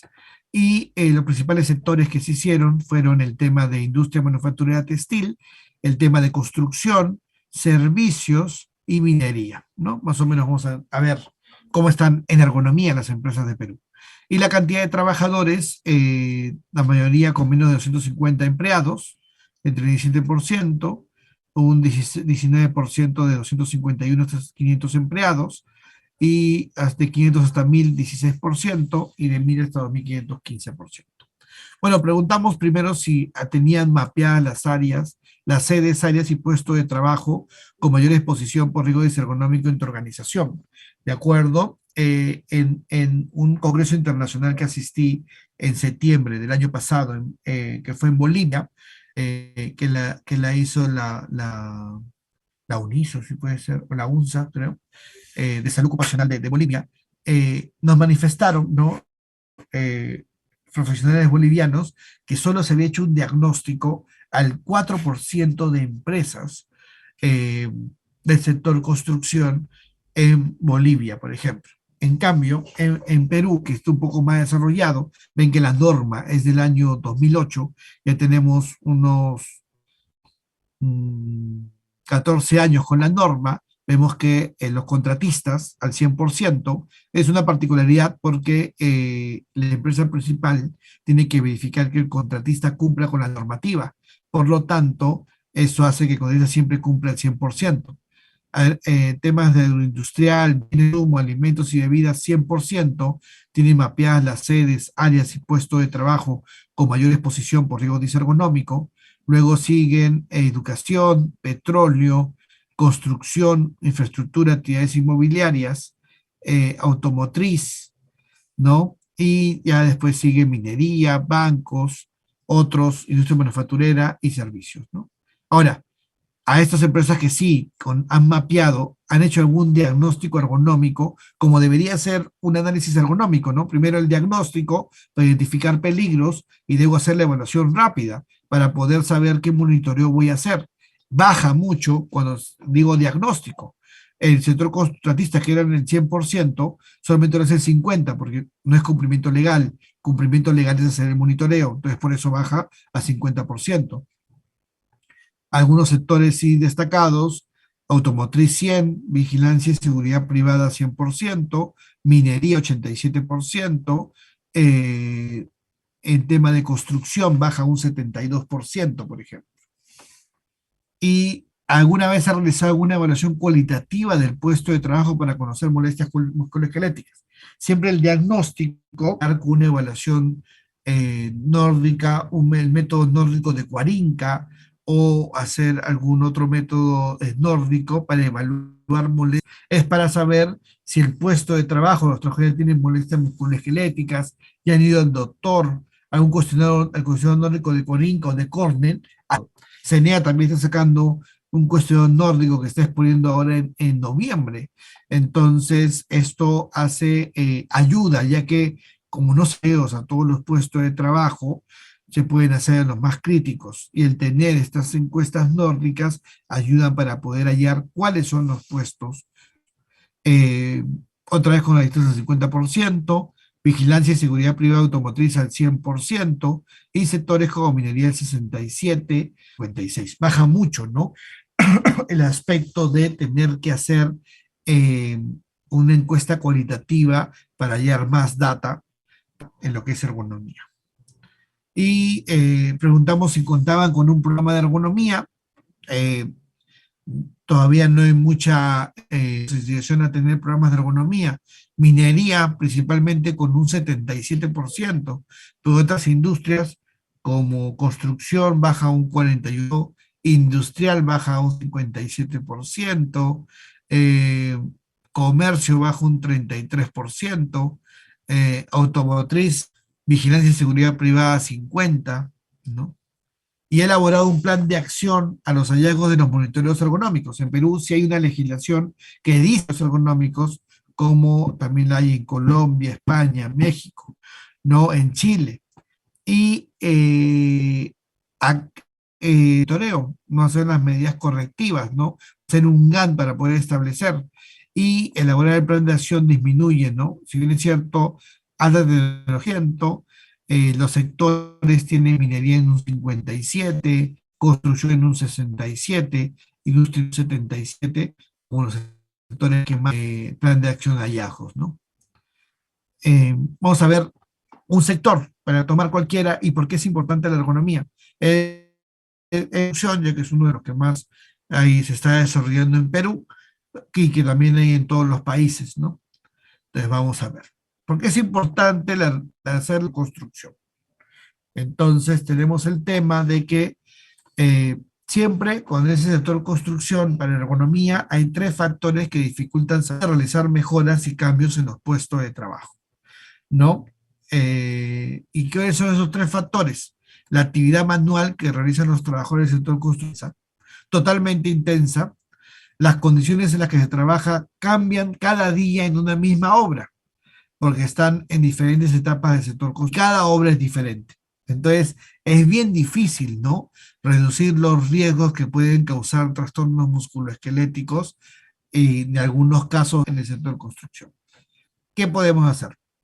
Puse dos preguntas. ¿Por qué es importante incluir la ergonomía en el sector construcción y cuáles son las dificultades? Importante. Uno, es importante controlar los peligros ergonómicos en el sector construcción porque ya en el sector construcción actualmente existe un veintipuntismo laboral por molestias musculoesqueléticas y ya hay un 16% de enfermedades ocupacionales en el sector construcción.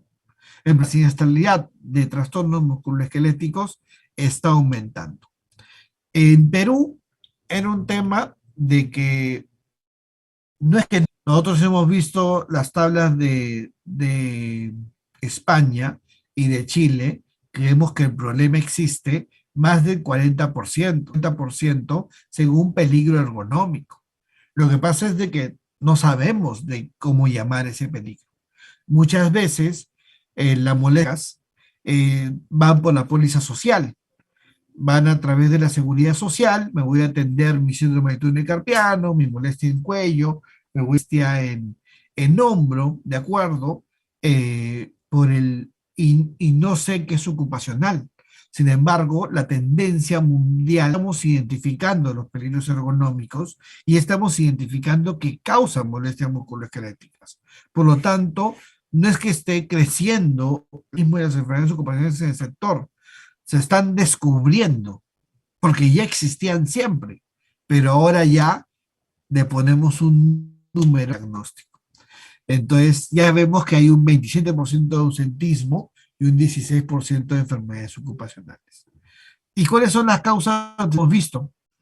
Las tareas repetitivas de miembro superior, los trabajos que requieren esfuerzos prolongados de posturas forzadas, ya sean estáticas o las posturas extremas de determinados segmentos corporales, el mantenimiento prolongado de cualquier postura, el manejo de herramientas no ergonómicas, la exposición del segmento con superficies duras, las vibraciones mecánicas que pueden ser mano o brazo con los martillos neumáticos o de cuerpo entero, o estar expuestos a mucho frío, mucho calor, hacen este ausentismo y esta enfermedad ocupacional.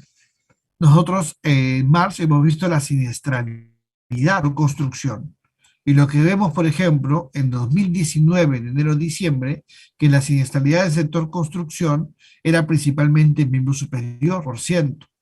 21 diagnósticos son el 80% de la siniestralidad, de temas mecánicos, biológicos, ergonómicos, ¿no? Diagnósticos, 8 son de peligro ergonómico, es decir, concentran el 24% de los siniestros. Principalmente, ¿cuáles son? Síndrome del hombro, miembro superior. Síndrome del manguito rotador del hombro, miembro superior. Otro desplazamiento especificado de disco intervertebral, columna. Luxación de la articulación del hombro, otro.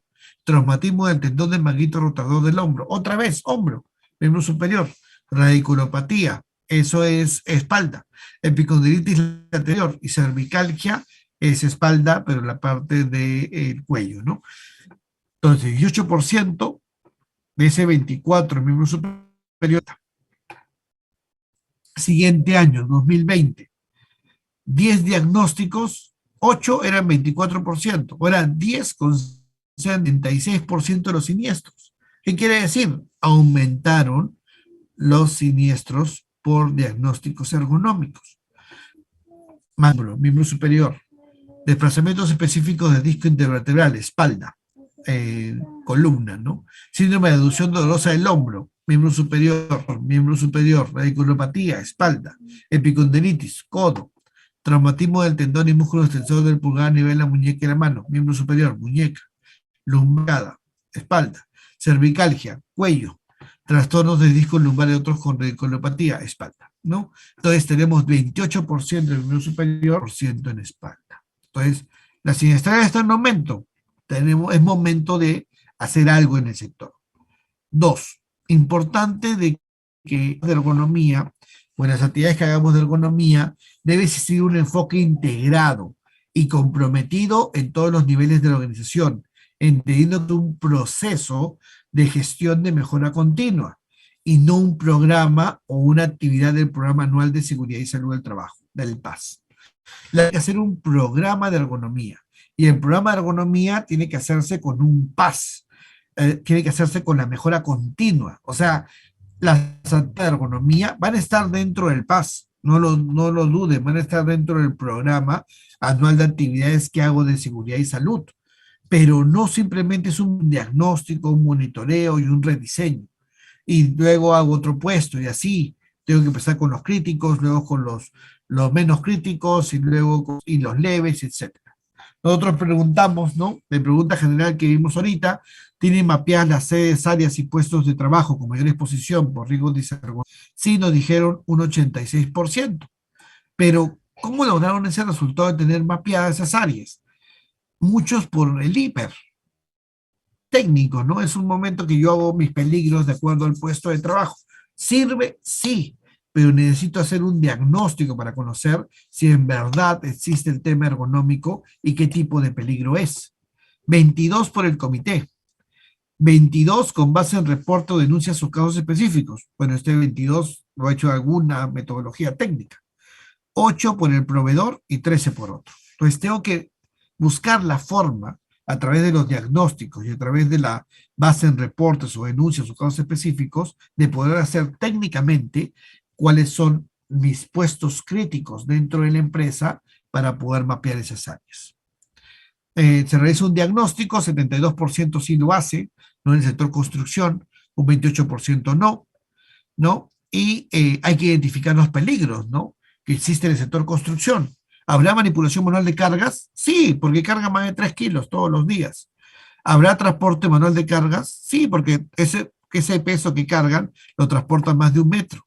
¿Habrá empuje y arrastre de cargas? Sí, porque jalan carritos, carretillas, bandejas con ruedas de un lado a otro. ¿Habrá movimientos repetitivos del miembro superior? Sí, están todo el día moviendo el miembro superior para poner los ladrillos, haciendo los encofrados, haciendo las diferentes actividades del sector. Y hay posturas forzadas, muchas, ¿no? Aquí hay posturas forzadas, acá tenemos una postura forzada que está en cuclillas durante mucho tiempo, acá tenemos una postura forzada donde dobla la espalda, entonces existen en el sector construcción los 5 peligros ergonómicos.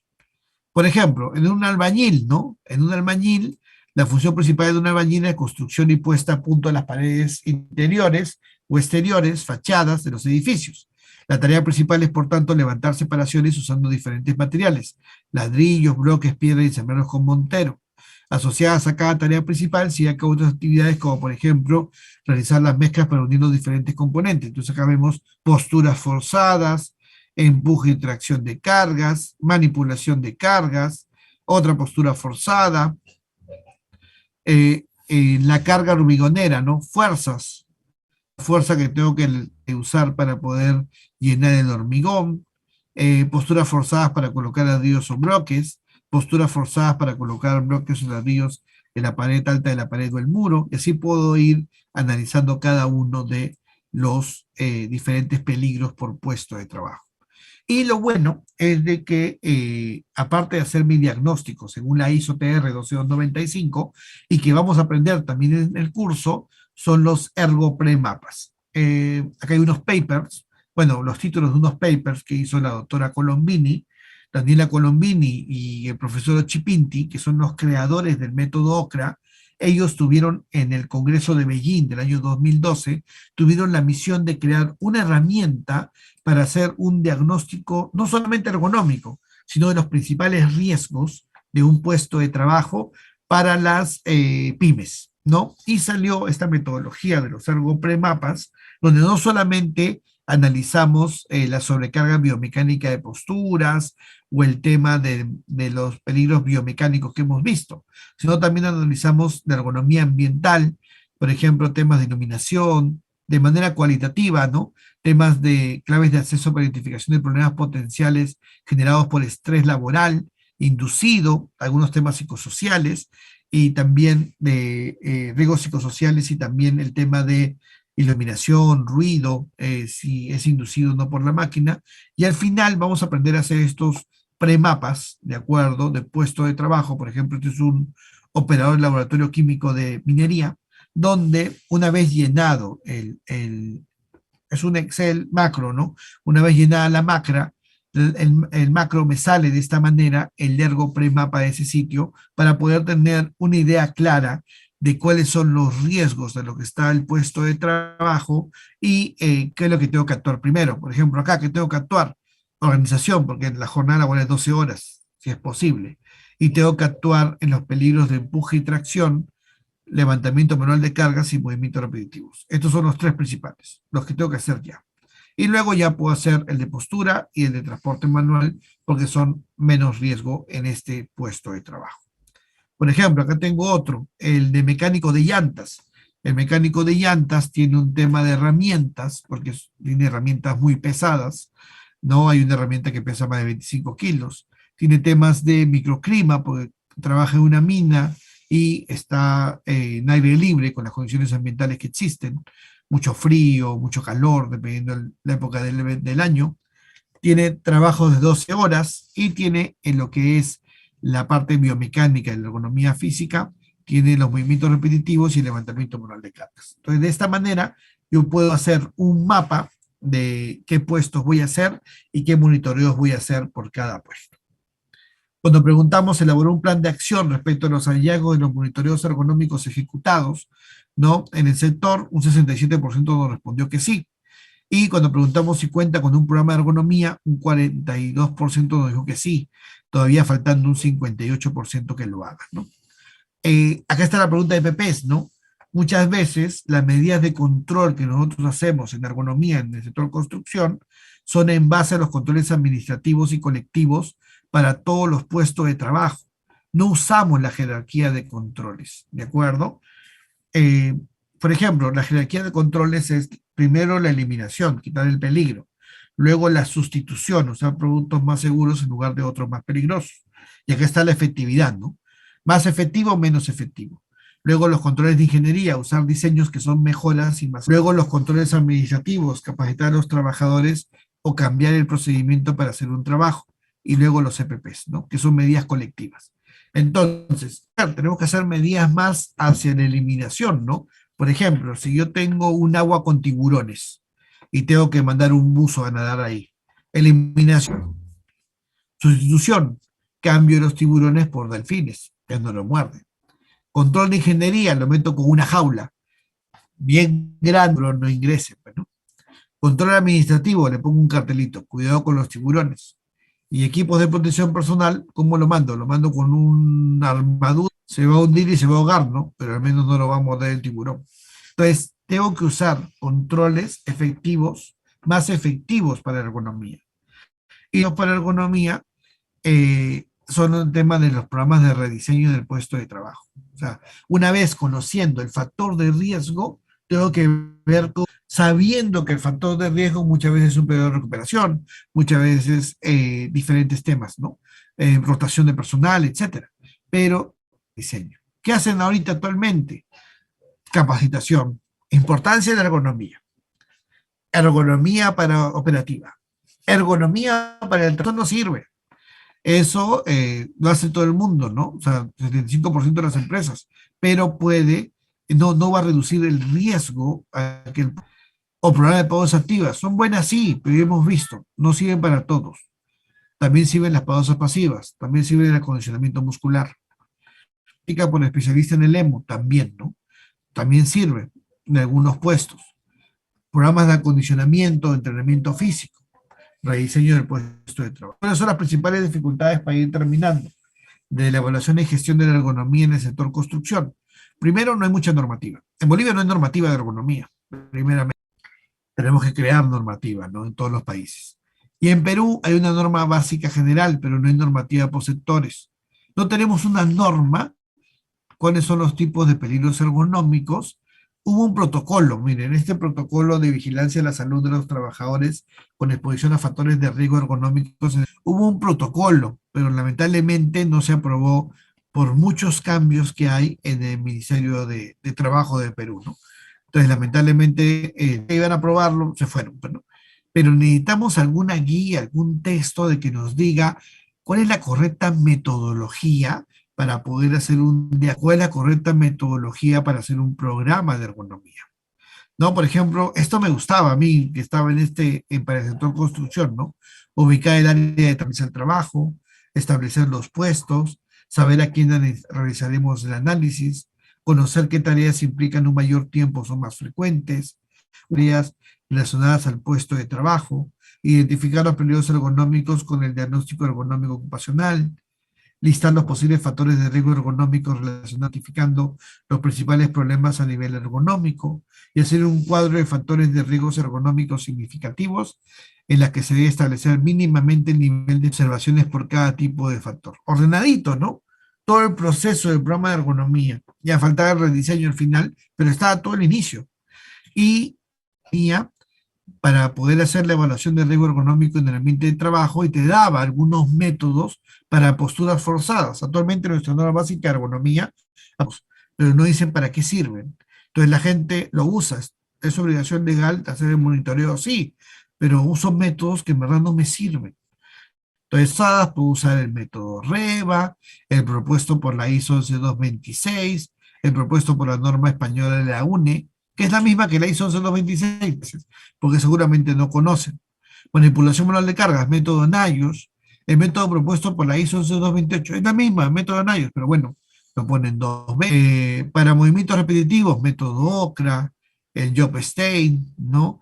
El Stand Index, algunos otros métodos también fueron estáticas. Pues entonces, una norma que me diga qué métodos hacer es lo que me sirve. Porque otro desafío del sector es que no existe una correcta aplicación ergonómicos a los puestos de trabajo. Cuando le preguntamos cuáles son los principales peligros ergonómicos de los puestos de trabajo, nos respondieron 70% movimientos repetitivos, 60 de cargas, 63 posturas forzadas, 45 transporte moral de cargas y 27 empuje y tracción de cargas. Ahora, ¿qué monitoreo la 48? Rula no me sirve para ninguno, pues. Bueno, ya, si quieres para posturas forzadas. Pero no voy a usar Rula para todos los métodos, para todos los peligros. No lo voy a cumplir legalmente, sí, pero no voy a poder prevenir de que las personas se enfermen, que es lo que buscamos en ergonomía. Reba, bueno, 45 con 63. Ya, bueno. Ahora en posturas forzadas, estoy usando inteligencia artificial, van a ver ahorita. No me sirve para ningún peligro. Nayos, 18%, me sirve para manipulación manual de cargas.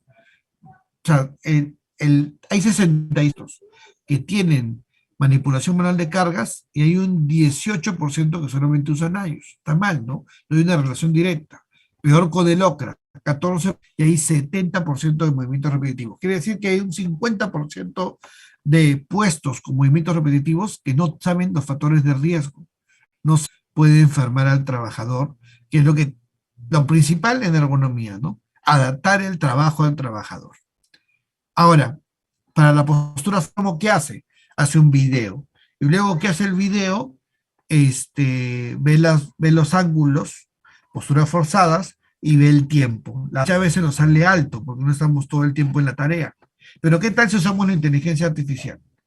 ¿Qué tal si aprovechando la inteligencia artificial, ahora no con ponerle sensores al trabajadora, simplemente tomando un video de mi celular, de mi cámara GoPro, de lo que quiera, lo pongo por inteligencia artificial y el software inmediatamente nos va a calcular eh, cuánto tiempo esa postura forzada está bien, cuánto tiempo está moderada, o cuánto tiempo está alta, rojo, o muy alta, morado, ¿no? Porque yo cuando tengo el codo por encima del hombro, encima, y es postura forzada.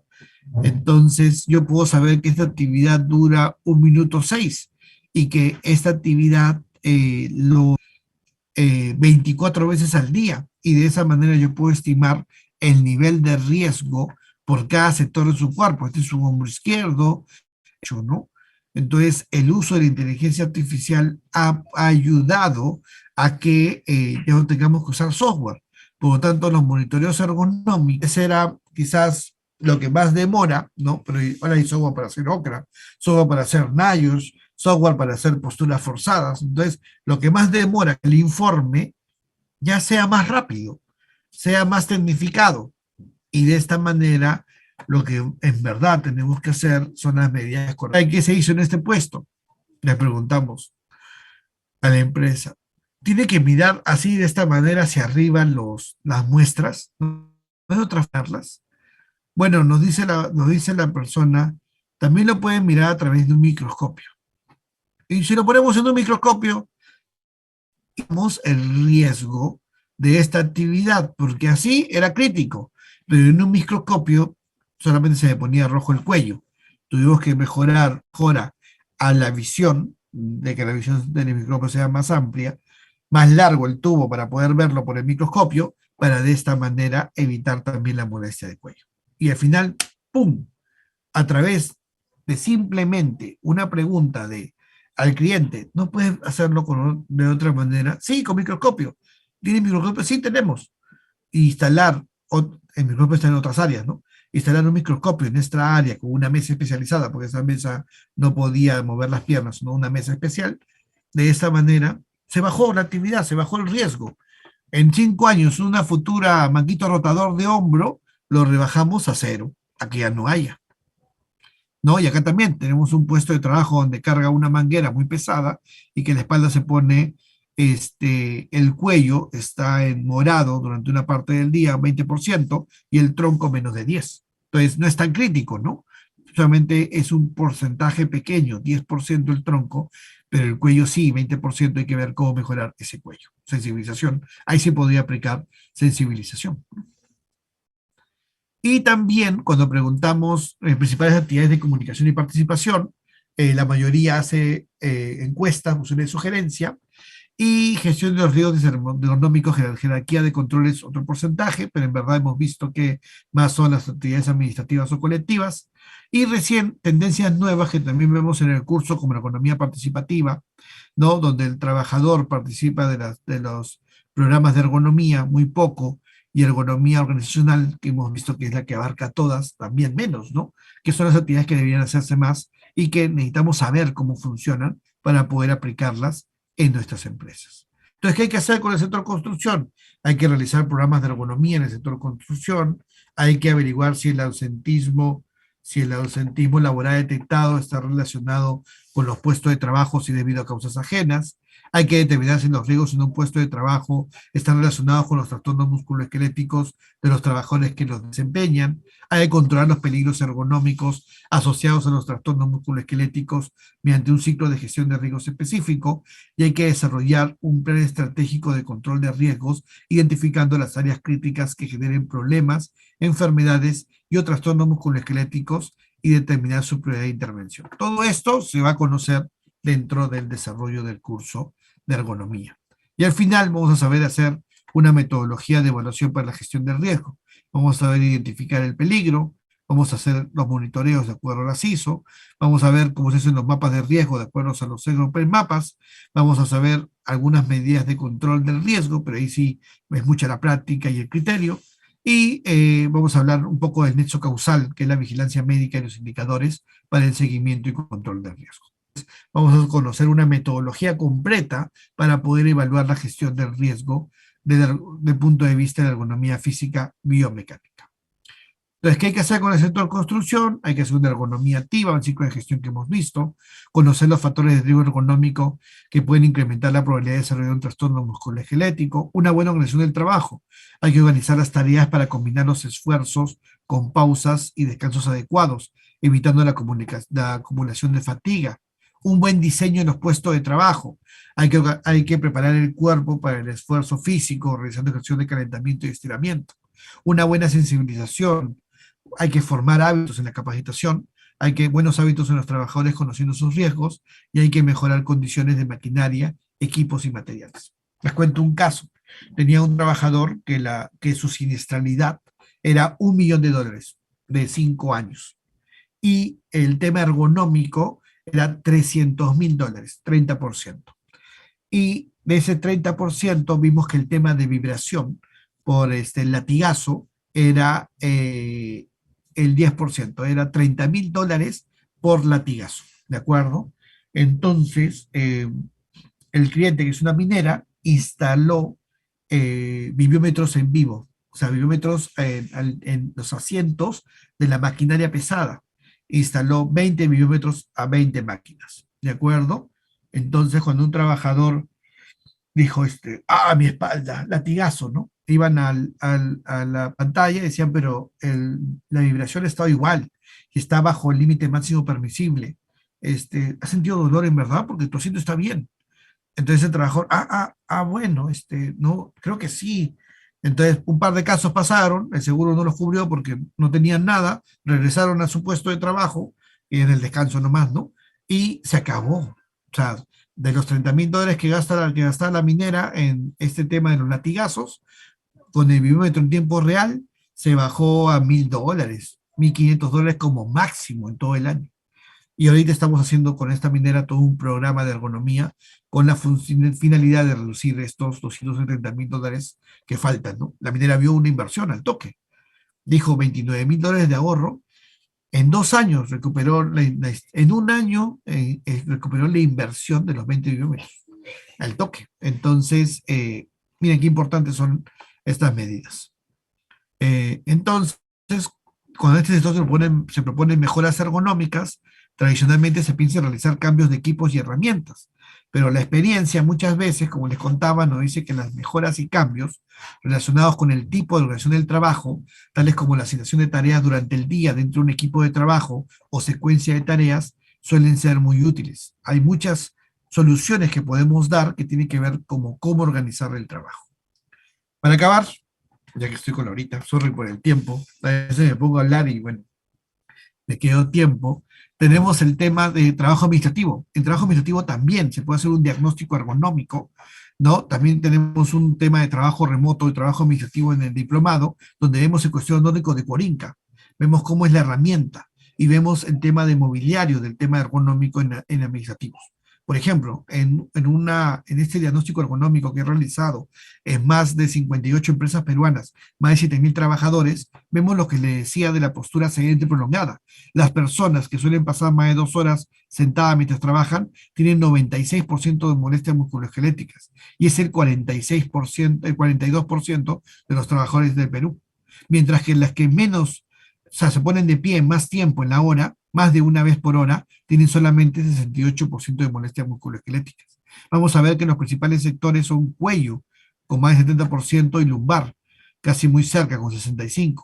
Pero principalmente este 11% que tiene más de 30 días y este 7% que tiene siempre la molestia son casos críticos. Igual en lumbar, este 11% que tiene la molestia más de 30 días y este 7% son casos críticos, que siempre tiene la molestia, ¿no? Entonces hay que revisar a estos trabajadores. ¿Y cómo podemos revisarlos? Primero, a través de su mobiliario. Por ejemplo, no muchos trabajadores tienen la pantalla al borde de los ojos, un 37%. No muchos trabajadores usan el apoyo lumbar, un 43%. No muchos hacen pausas activas, un 17%. Bueno, lo que hacen pausas activas una vez al día o dos veces al día no sirven, no disminuyen la molestia musculoesquelética, cerca del 40%. Solamente los que hacen pausas activas cada 2 horas o cada hora se tiene una disminución de su molestia muscular. ¿Qué tenemos que hacer? Sensibilizar, pues a los que no hacen, que hagan una vez al menos. No sirve, pero al menos ya está sensibilizándose en el hábito. Una vez, a veces hagan cada 2 horas y 2 horas hagan cada hora. Solo así vamos a poder disminuir molestias musculoesqueléticas en el trabajo administrativo. Y también utilizamos ahora la inteligencia artificial, aparte del REV, aparte de la norma de la ISO. Y de esta manera podemos analizar los puestos de trabajo y podemos analizar críticos. Por ejemplo, este puesto de trabajo es una máquina que no está a la altura de la vista, como pueden ver, y un 40% riesgo alto en cuello porque no está a la altura de la computadora, a la altura de la vista, ya sabe.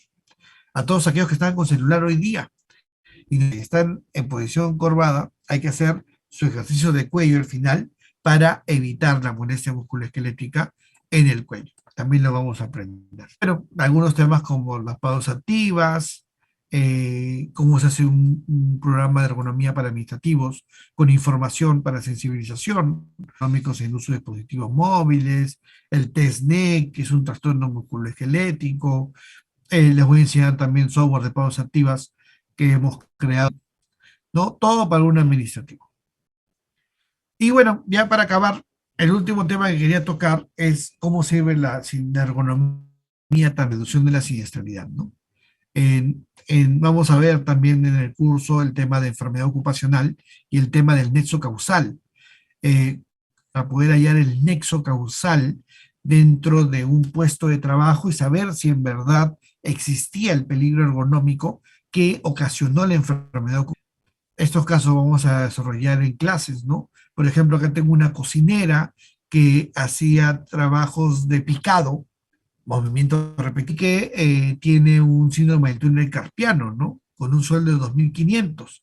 Y luego del informe médico y el informe del nexo causal, de que tiene un diagnóstico, un síndrome del túnel carpiano, y se demuestra que es un cocinero, por lo tanto, si hay una relación causa-efecto, pero se demuestra a través del monitoreo ergonómico OCRA. Acá están los peligritos del peligro de OCRA: frecuencia, fuerza, postura, medidas complementarias como vibración, todos los que vimos, ¿no? Físicos, mecánicos, recuperación y duración. Entonces, voy a saber cómo analizar estos factores de riesgo o cada uno de estos peligritos del peligro para sacar el índice OCRA. Si es aceptable, si es muy leve, si es medio o si es alto. Y de esta manera poder calcular, por ejemplo, en la parte de posturas, ¿no? Ver la postura forzada y de la mano dedo tiene una puntuación y de esta manera poder calcular el nivel de riesgo. Por ejemplo, para el caso de esta cocinera se lo 29, como es mayor a 20 o alto, sí puede causar la enfermedad. Acá, por ejemplo, el criterio de causalidad según el método NIOSH. ¿Hay evidencia de la enfermedad? Sí. ¿Hay datos? ¿Hay evidencia de la exposición? Sí. ¿Hay validación de testimonio? Sí. ¿Hay otros factores relevantes? Sí. Por lo tanto, según el método NIOSH, es una enfermedad. Y como es una enfermedad profesional, debe ser cubierta. En este caso, la trabajadora ganaba 2.500 soles, equivale a unos $800, menos, a unos $600, y recibió una indemnización, pero tiene que seguir trabajando en la empresa, de unos $3.100 más o menos. Y bueno, es el curso que termina el curso con una frase de Granger: la ergonomía debe adaptar el entorno a las necesidades físicas del hombre, ¿no? Como hemos visto, tenemos que usar la ergonomía para justamente disminuir las enfermedades profesionales y los accidentes de trabajo. Gracias, queridos amigos. Gracias, Carlos, Verónica, Javier. Hasta una próxima oportunidad. Buenas noches.